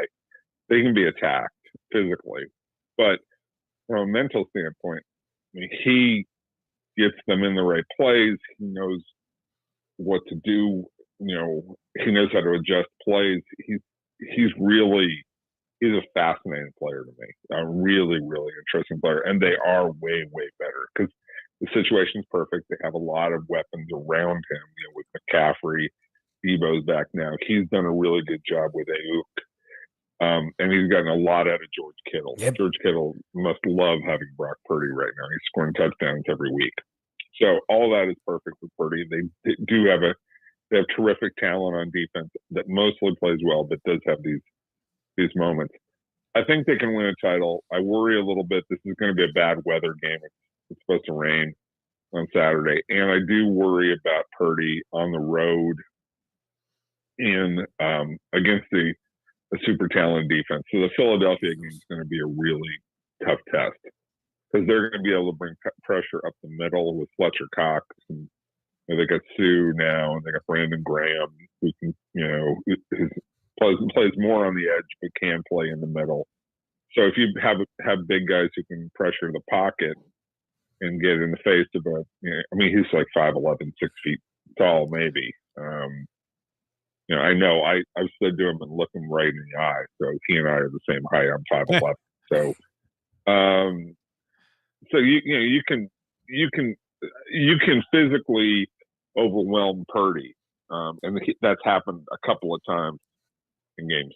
But from a mental standpoint, yeah, they're way better than what they were with either Trey Lance or Jimmy Garoppolo. I mean, Jimmy, bless his heart, but the guy's a bimbo.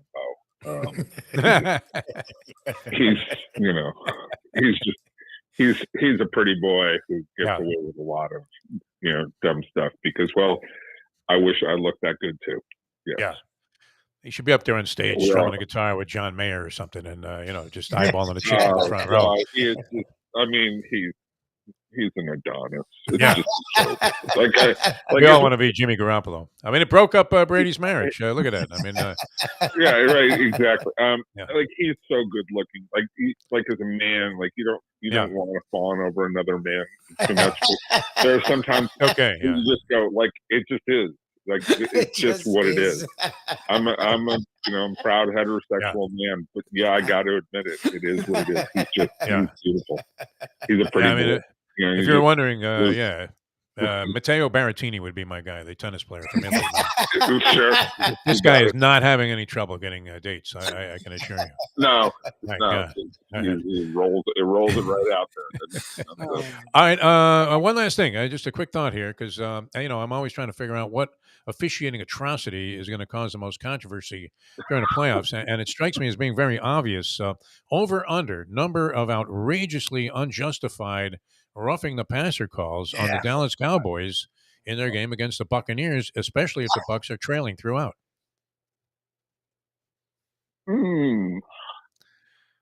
First, say 6. 6? Can you imagine? Jerry Jones will blow his brains out in the executive suite at the 5th flag. Here's a great stat. I didn't know this, and I heard it on NBC. They were talking about it on Sunday. They're 1-4 on natural turf. Oh, really? This year. Oh. And so they've got to go through Tampa, and their second round game is, going to be probably either San Francisco or Philly, right? Yeah. If they're 1-4 on turf. Yeah, and look, as much as you want to say that they're going to get hooked by the refs because you think that all the time, I pray for it.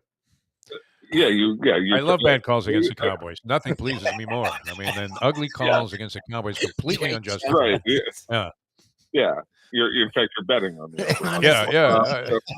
over. Well, we're establishing an over-under here on something outrageous as a pro. Right, exactly. So, they're just a team that they beat themselves constantly in situations like this because they get overconfident, and maybe they've done enough here in the last 5 weeks because they've played some really bad football the last 5 weeks. That was a stinker of a game against Washington. It was really painful. It was wretched, and it's tough. And it always worries me when your quarterback is that bad. His timing was horrible in that game. And Dak has this way of 3rd down and 8, 3rd down and 6, 3rd down and 9. You inevitably in every game face 2 or 3, sometimes as many as 5 tough situations like that. I'm not saying it's always the 3rd down, but it can be 2nd and 12, something like that, to get you out of it, where the quarterback has to make a big throw. And he'll make 1 and he'll make 2, but the 3rd, the 4th, the 5th, there's an interception coming. Yeah. There's a bad play coming. There's a bad miss, like against the Rams. I remember he had this just really bad miss on a third down and obvious where the receiver was wide open. So it just last week against Washington made me think, okay, here comes the Dak Prescott that I just can't trust in a critical situation. Starting to have a penchant for picks. Also, I believe he's had a pick in at least the last 7 games, one at least. So not necessarily a good omen going to the postseason. Jason, always a pleasure, my friend. Any new projects? Anything? Any news on the Oscar front? I know there was some buzz about the script. We had a couple of meetings, really positive meetings before the holiday, before Christmas, with some production. Spielberg, Scorsese, any of the big names involved? Well, I can't say, but yes, but all of them. Nice. Coppola coming out of retirement. There were two real companies. Nice. To do this. So I was surprised, with the the really positive reaction. Now, this is not a realm I'm really experienced with, so I don't know what to believe or not believe. So I'll take it on face value. But yeah, I mean, things are trending the right direction. So be careful of David Geffen. You'll be the first to know. Yeah, but all right, beautiful. Watch out for Geffen. Initial deals are not favorable. A friend of mine and I had a TV pilot many years ago, and we were very proud of it. We had taken some investor money to make this thing, and we were in front of a real company. And we started reading the contract after we were offered a substantial amount of cash at that time, life-changing score. And we started reading the contract on the way back to where we were staying, and we realized if we took this deal, we'd be in jail. Very reputable company, too. I mean, a major advertising agency in New York. And that was that. So here we sit today doing our streaming show, and happy to have had you as a part of it, Jason Cole, as always. Thanks for being with us. Outkick.com. You can find Jason Cole's work. Outkick.com, ladies and gentlemen. And very excited to have him on the show. All right, we're going to transition into some hoops, right? And he's hoisting them from 3 from the Coke machine. Yes, sir. Sean Deveney is going to join us here on the program. Of course, he was longtime Associated Press, right? Wasn't that his bag for a long time? He was with Forbes Sports. Yeah. But I mean, before that, he had a long-term gig with like a major, well-known news media Heavy.com. Now he's NBA insider and content for Heavy.com. And I've seen him quoted on multiple different Heat stories. Okay. So he's been doing a lot with We'll get to the bottom of it. With the NBA, obviously. All right. Sean Deveney going to join us in just a few minutes here on the program. Stick around. We'll be with you till 9. And then we have the Mike Mayo Lunchbox Show coming your way. What was Mayo doing with this pepperoni French bread pizza? What was the point of that, right? It's Pizza Week. So he's back to listening. So he got like 2 of the worst pizza, offerings that you could possibly come up with. I mean, this is a guy that's, and he said he's already had like about 12 slices of pizza. It's only trying to hit the over eclipse, which he established at a very tepid 14, which is 12. It was 12. He actually said it at 12. That's only a pie and a half. Come on, man. Yes. You know he can do more than that. What's weird is like he'll have a couple of slices and then have like 2 giant like burgers that have everything that have like a baked potato on them and a giant pretzel bun. That's the thing. He'll have slices. Nothing of it. I never seen a guy with this kind of capability, man. I mean, Chestnut, notwithstanding. Joey, I'm talking about. All right, back with Sean Deveney in a moment. Now that the time. He is amazing, man. So 8:48. Ponies in Style at Champions, the outstanding simulcasting room at beautiful Hialeah Park. Yes, the grand old lady of thoroughbred racing has never been more vibrant. And you can wager on the races from the top tracks around the country while enjoying a cocktail at the Brass Rail Bar or any of the fine foods served throughout the facility. If poker is your game, you're covered in style. And you can play all your favorite Vegas-style games, including blackjack, craps, and roulette, in Hialeah Park's sizzling hot casino. Get a player's card when you walk through the door for all kinds of generous amenities, including our favorite, free play, when you come out to the ultimate casino and entertainment destination, Hialeah Park. Hey folks, Tony Segreto here. Since day one, Catholic Health Services has been part of Old School. And since we've started letting people know about them, it's changed their lives. You see, Catholic Health Services, while being recognized as one of the top places for stroke rehab in the country, it's also about a group of people who not just excel in what they do from the doctors to the nurses to the therapist, on and on and on. It's how they do what they do every single day that separates them from the pack. They do it with a passion, unmatched, and the inclusion of family in every step of the process. Trust me when I tell you this. If you want the best, unmatched rehab with a special group of skilled, caring people, there is truly only one place, and that one place is Catholic Health Services. These days, we're all looking for comfort anywhere we can find it. Thank goodness for Landlubbers Raw Bar and Grill in the Plantation location, because they are making sure you are as comfortable as possible. First of all, they're not only open for delivery and pickup. All you have to do is go to landlubbersbarandgrill.com for both pickup and free delivery. Their hours have changed a little bit. Monday through Thursday from 3:30 to 10, and Friday, Saturday, and Sunday from 11:30 to 10. You're going to have the best wings in the world. You're going to have a great burger. You're going to have their amazing soups. Again, Landlubbers, Raw Bar and Grill. It's nice and easy. Just go to landlubbersbarandgrill.com for both your pickup and free delivery. Thank goodness for Landlubbers for making you always feel right at home. To be or not to be, that is the question. Whether 'tis nobler in the mind to suffer the slings and arrows of outrageous fortune, or to take arms against a sea of troubles, and by opposing end them, to die, to sleep, no more, and by asleep to say we end the heartache and 1,000 natural shocks. What could that have been about except Gambling. to hedge or not to hedge? The modern day odd couple, Defo and Lubie, are on now. It is, of course, the Defo Show. Holy Hubie Brown, man. We're halfway through the NBA season, and we really haven't addressed it too much. Our team not making great noise here in South Florida, although one game over 500 and has been compromised with a variety of injuries. And I don't know if they really had any other issues, but they really haven't had the core of the team together for a good number of games this year. It's still showing an above 500 record atop their division and somewhere in the lower tier of playoff contenders right now in the East. We welcome to the show one of our favorites talking basketball here, and always great, from Heavy.com, longtime NBA insider and writer, Sean Deveney joins us here on the program. Sean, how are you, my friend? Happy New Year. Well, thank you, Defo. Happy New Year to you. Happy New Year. Yeah, I mean, and it's interesting because you don't realize it. Well, we've been kind of zeroing in on football here and a lot of the things going on in the NFL and a college game. Here's pro basketball at the midway point, literally, with the Miami Heat at 21-20.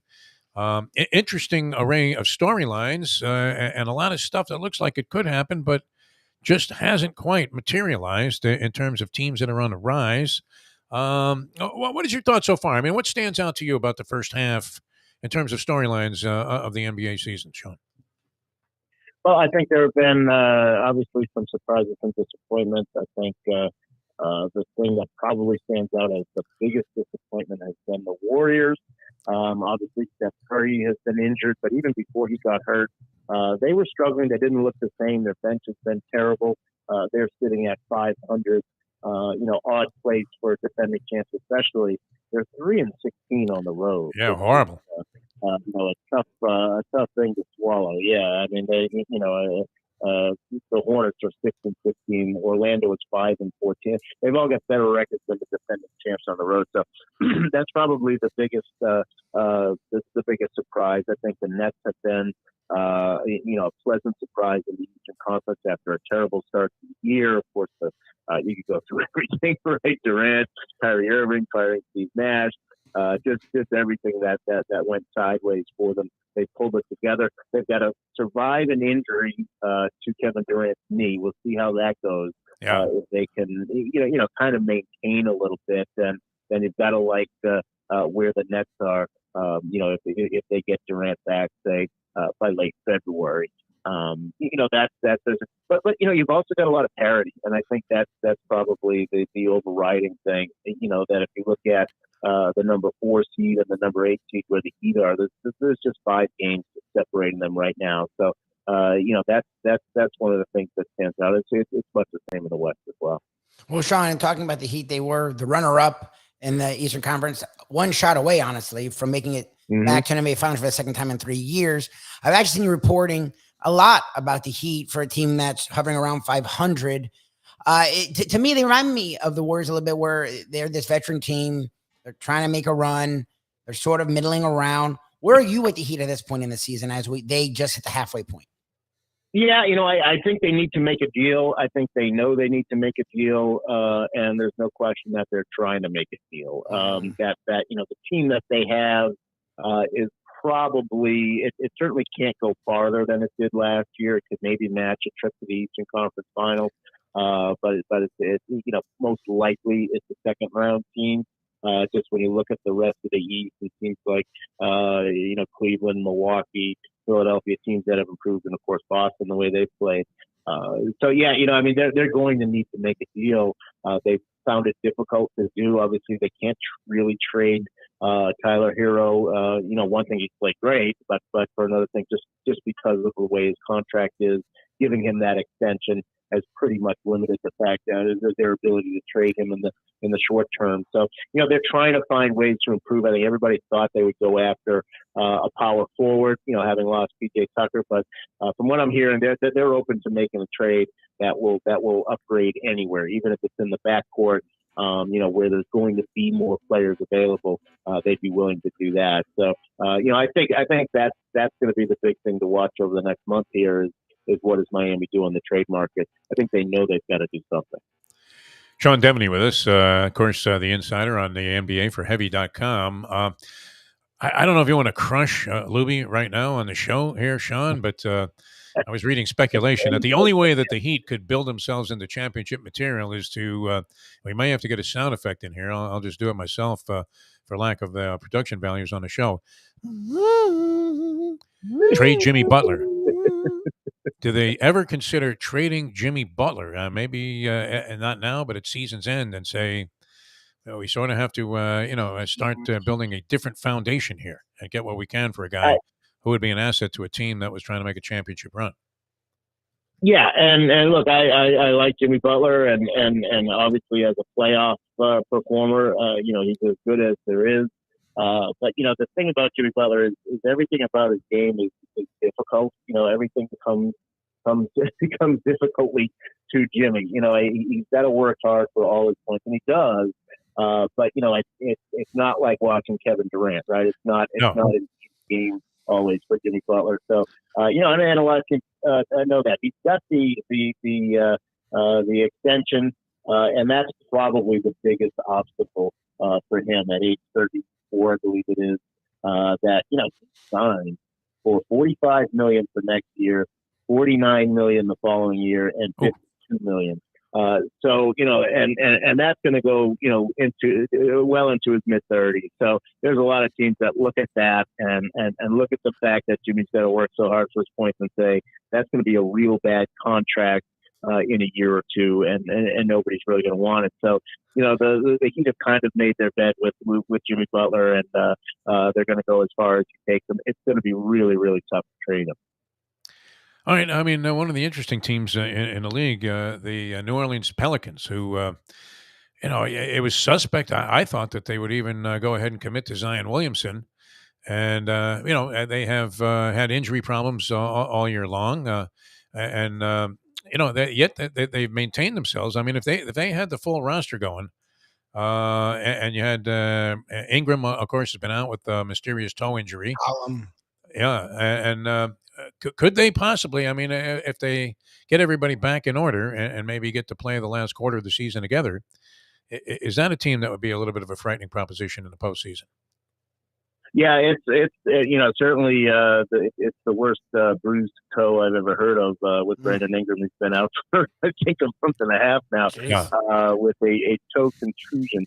And that's just to step back on the Pelicans. You look and all the good that you could say, and boy, if they were healthy, but they've built their team around players who have a hard time staying on the floor, with Zion and Brandon Ingram being number one on that list. So, it's hard to say that they'll ever be healthy. But having said that, Willie Green's done a great job, the coach there. And they've got a lot of really good role players. When you look at their bench comes in, and they really can change a game. That's been a real key for them. Guys like like Larry Nance, Jose Alvarado's been really, really good for them. They come in and they can really change the game. They get after it. They play hard defensively. The starters, you got to give a lot of credit to CJ McCollum, of course, kind of the leader of that group. When they can get Zion and Brandon Ingram together, that'll be something to watch. We really haven't seen it much this year, but I think it's the role players, really that bench, that's really been the difference maker for that team. Sean, it's funny. You talk about the Heat sitting around the 8th seed. They've been bouncing between the 6th and 8th seed within striking distance of the 4. A team that made a huge move in the offseason out of nowhere. And look, Donovan Mitchell's been playing out of his mind and just literally scored 71 points with double-digit rebounds.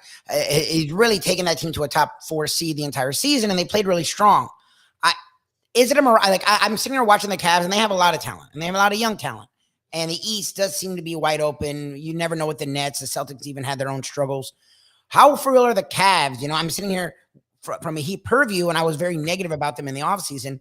So far, it's been so good for Cleveland. Yeah, and I think you would worry that maybe they've peaked too early. That that this is a team that is going to look good during the regular season and probably flame out in the playoffs. That I just don't know that they can. That they can consistently play at the level that they have. You mentioned Donovan Mitchell, obviously he's been fantastic.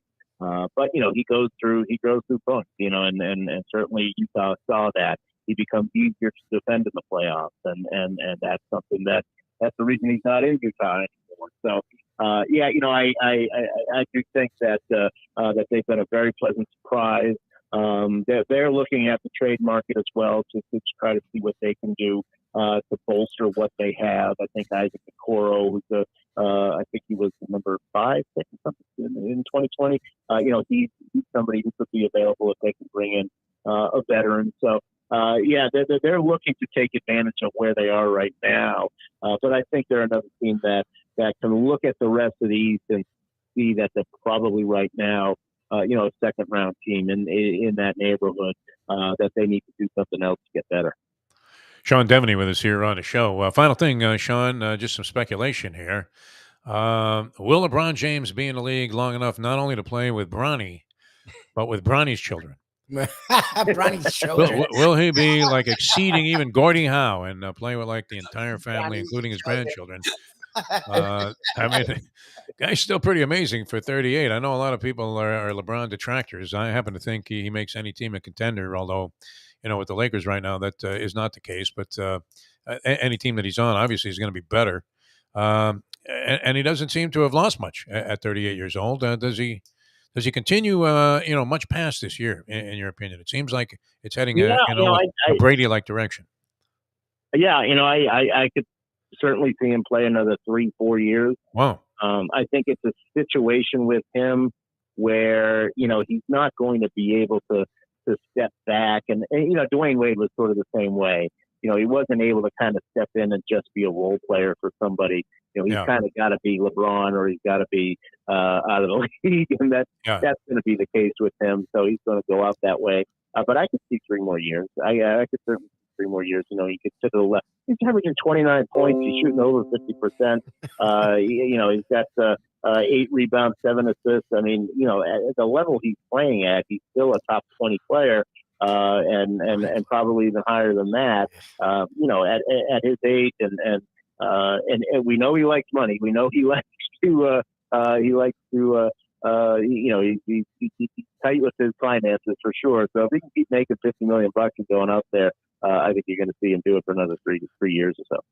Still flying in the basket too. I mean, with these monster dunks on the break, it's pretty amazing. It's not like I can see him looking to steal minutes from Matthew Dellavedova down the road, but the way he's playing, you don't think he was, ever going to have to, accede to that, because it looks like he's going to be at least a primary player for a long period of time.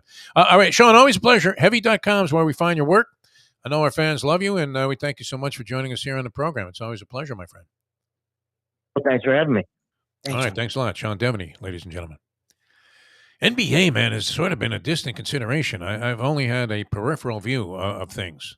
I haven't paid Right? attention. I mean, naturally, you see the headlines. I've read about a lot of different stuff there with my beloved New York Post, but I'm not a big online reader of articles. I just find, for some reason, Louis, I know you love it, but they seem to lack the depth of like an actual well-written sports piece in a newspaper. Would you say that's a fair You don't statement? get features like you in the newspaper. You would get these articles about things that aren't right now, Yeah, right. and online you don't as much. I mean, They just seem to be very, I don't want to say that they're poorly done, but I mean, they're sort of superficial in that they don't scratch much below the stuff that you already know that's like a given. You know what I mean? Like when I used to give you that on the SATs, it's a given. Johnny has 2 apple seeds. Now, if you take one away, how many fucking seeds does this kid have? Right? And you're thinking, I don't know. I have no idea what are you talking about. Why did I stay up all night Who last has night? apple seeds? That's Yeah. what I would get focused. It would always be something that I'm like, why does he Some have ridiculousness, yeah. I mean, how impractical are the questions on the SATs for modern day society? I don't know if they've changed any over the years, but a little, I'm sure, but still. reading comprehension, I was just too bored to read the whole thing. I Right? hate it. I I'll was take so a few bad at it. guesses later on. Yeah, I'll make it all C's. I got to get a couple of them right. Hey, man. All right. You guys have a great day. I mean, join us later on, 12 o'clock. Mike Mayo. I don't know what he's going to be doing today. More pizza. Yesterday. More pizza. I'm way off on this show. I just probably should, be behind the scenes on this thing. No? You can be. 'Cause I couldn't figure out what he was doing with this, and I remember those pizzas. And the truth was that was a guarantee that you were going to burn the shit out of the roof of your mouth. yeah. The French. Because you bread. waited like a half hour to get these things to cook. This was predating. I don't know how long they take in an air fryer. I mean, does it lessen the time? Right? It seems to me it's about the same amount of time if you use the baked It's frozen. function. Yeah. If it's frozen. I mean, yeah. And then you would have to hope that the pepperoni stayed like spread evenly when you took the cellophane off because they were frozen, right? They were little pieces. Half of them would fall into the sink as you took the wrapping off. And then you would have to spread them back out, right, a little bit. But I would have to say, very tasty. First few bites after you got past the fact that you're, lost all of your sense of taste after burning the roof of your mouth. I remember being very satisfying. I don't know about you. Now, another shit that he had, what was that? Elio's or Emilio's? Or Yeah, I've never heard of Elio's. That was the other one. I'd never heard that of looked that. like some real dreck there. And I'm thinking, why would he buy this if he knew it sucked? I didn't get that. But hopefully today he's got a couple of really decent pies, right? Port and I, by the way, did the review of Pepe's. Oh, yeah? The main What did he place that say? came down, Jose Pepe. Is that the guy? Joe Pepe's? Yeah. Something like that. And we had lunch there when they had their sort of soft opening there, inviting the media on. It was good. I don't know that it was, the kind of thing that blew me away so much that I would have to go, schlepping over to Pembroke Pines. I mean, would you go out of your way for that? Plantation, but that my problem was the prices, and I'm curious how they're going to be able to price it the way they do for what People loved it though. I mean, a lot of people like it. It's good. It's Yeah. just it's like $3 or $4 more than what pizza normally is. Yeah. And it's pizza. It's not like there's gold Pizza's flakes. pizza, yeah. I mean, you know what? If you're stoned enough, does it really matter? I mean, how foo-foo it might be. Well, if we you- have a lot of good places. I mean, the pizza spot. Yeah. It's really good. Pizza Like, spot's there's a lot great, of man. I really like it. and they're Oh, well priced. They're yeah. more competitive. Like that place is like we do what $20 we do. for a large pie at the pizza spot. Can you believe it? Under that, I think it's like 19. No, I was gonna say it's not 20. I think it's like 17, 18. Where at Pepe's it's like 20. I'm talking about with some stuff on it, though. Yeah, with stuff on it. Exactly. Pepe's, I think like a cheese is like 21 or 22. Yeah. It's like, okay. I mean, you can do that. I'm not criticizing them. It's just I don't know. I'm curious how long. Portnoy, though, has the pizza spot rated higher than Pepe's. He gave them, remember, Mayo was bitching because he gave him a 7.5, which I thought was a decent number. Yeah, that's high for him. Right? And he only gave Pepe's, which is the original New Haven thing, Yeah. a 7.2. Oh, Portnoy. that's funny. Yeah. So, he had the pizza spot, and this is his bag, like New Haven pizza. Yeah. So, so he's a little bit more harsh on the criticism, right? He'd be more inclined to give another place. Coast is one of our other joints. Yep. He gave like an 8 something, Yep. and the place prospered right after that. So, Yep. big influencer. All right, we have to run. We'll see you for the lunchbox. We'll see what Mike Mayo is cooking up today. I hope he goes out and buys a pizza. I really do. Guy just won like 17 dimes playing poker. and betting horses, and he was on fire. Even when he made mistakes, he was cashing for 1,000.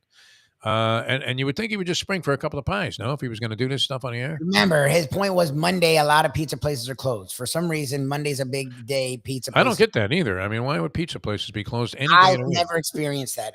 That's actually the day most pizza places have a special because Right. people don't usually eat out on Monday, but they're definitely open. So I don't know what day. Monday's a good day to just order a pizza, right? Unwind at home, watch the football game, as much of a blowout as it was. At what point did you give up on TCU covering a point Early spread? I texted you it was over when it was 10-zip. No, before they even went in for the first touchdown. I could see the way that game was going. I was like, am I TV behind? One play is all I needed to see. One play, it was over. Right? They popped the gate, and that was it. Georgia, they caught a flyer, and they were out there by 10 lengths. All right, we'll see you at 12 o'clock today. Mike Mayo's Lunchbox. Always a lot of fun being with Mike. He's irascible, though, is't he? He's just funny. Like yesterday, he asked me a question about how I'm doing on the show, and I start to answer, and he goes, I don't want to talk about that. I'm like, wait a minute, man. You asked. What is this, Alex Jones show? I mean, right? I mean, is that not the way it went? Did you sense that? And I'm like, you guys no, get on each other's nerves. I just find it funny. People love it too. We have our best numbers when you guys are going at it. I'm like, I don't know. I don't want to fake it though. I mean, it's got to be I know sincere. you like each other. That's what's funny. But you can get on each other's nerves. Yeah, Mayo's a great guy, man. I mean, he did, he did a lot of legwork on this thing, right? He's making it happen. So I have total respect for that. But his eating habits. I thought mine were bad. I really did. I thought mine were terrible. But yeah, and Mayo, he makes you look like you should be quoted in Emily Post's column about etiquette. Never seen a guy, be able to stuff a sandwich like that. All right, we have to run. We'll talking enough about Mike Mayo. We'll see him at 12 o'clock, and that's good enough for me. And we'll see you guys then. Thanks for tuning in, everybody. And you don't have to keep that big news on the hush-hush. In fact, let's make it even bigger than it is.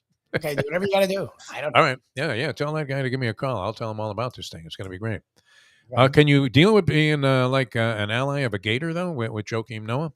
Yeah, I don't care. I can't stand Noah as a player, but he's retired. So I would imagine he helps us go somewhere. I'll be very happy. I'll be in love with Joakim Noah. What's better than having access to all of these guys, rappers and NBA players and all of that stuff? Say no. I'll say it's that a whole new horizon for us, Louie. I don't even know if I'm equipped to handle it with my old stodgy ways. We'll figure it out. I'm ready to roll with it, man. If Fat Joe wants to come on the show, he's welcome. All right. We'll catch you next time as we leave you know that. The time. Imagine that. Join us today. Fat Joe's on the program here, and Joe Philbin. It's 9:12. Let's go to eat a damn snack. Look what they done to my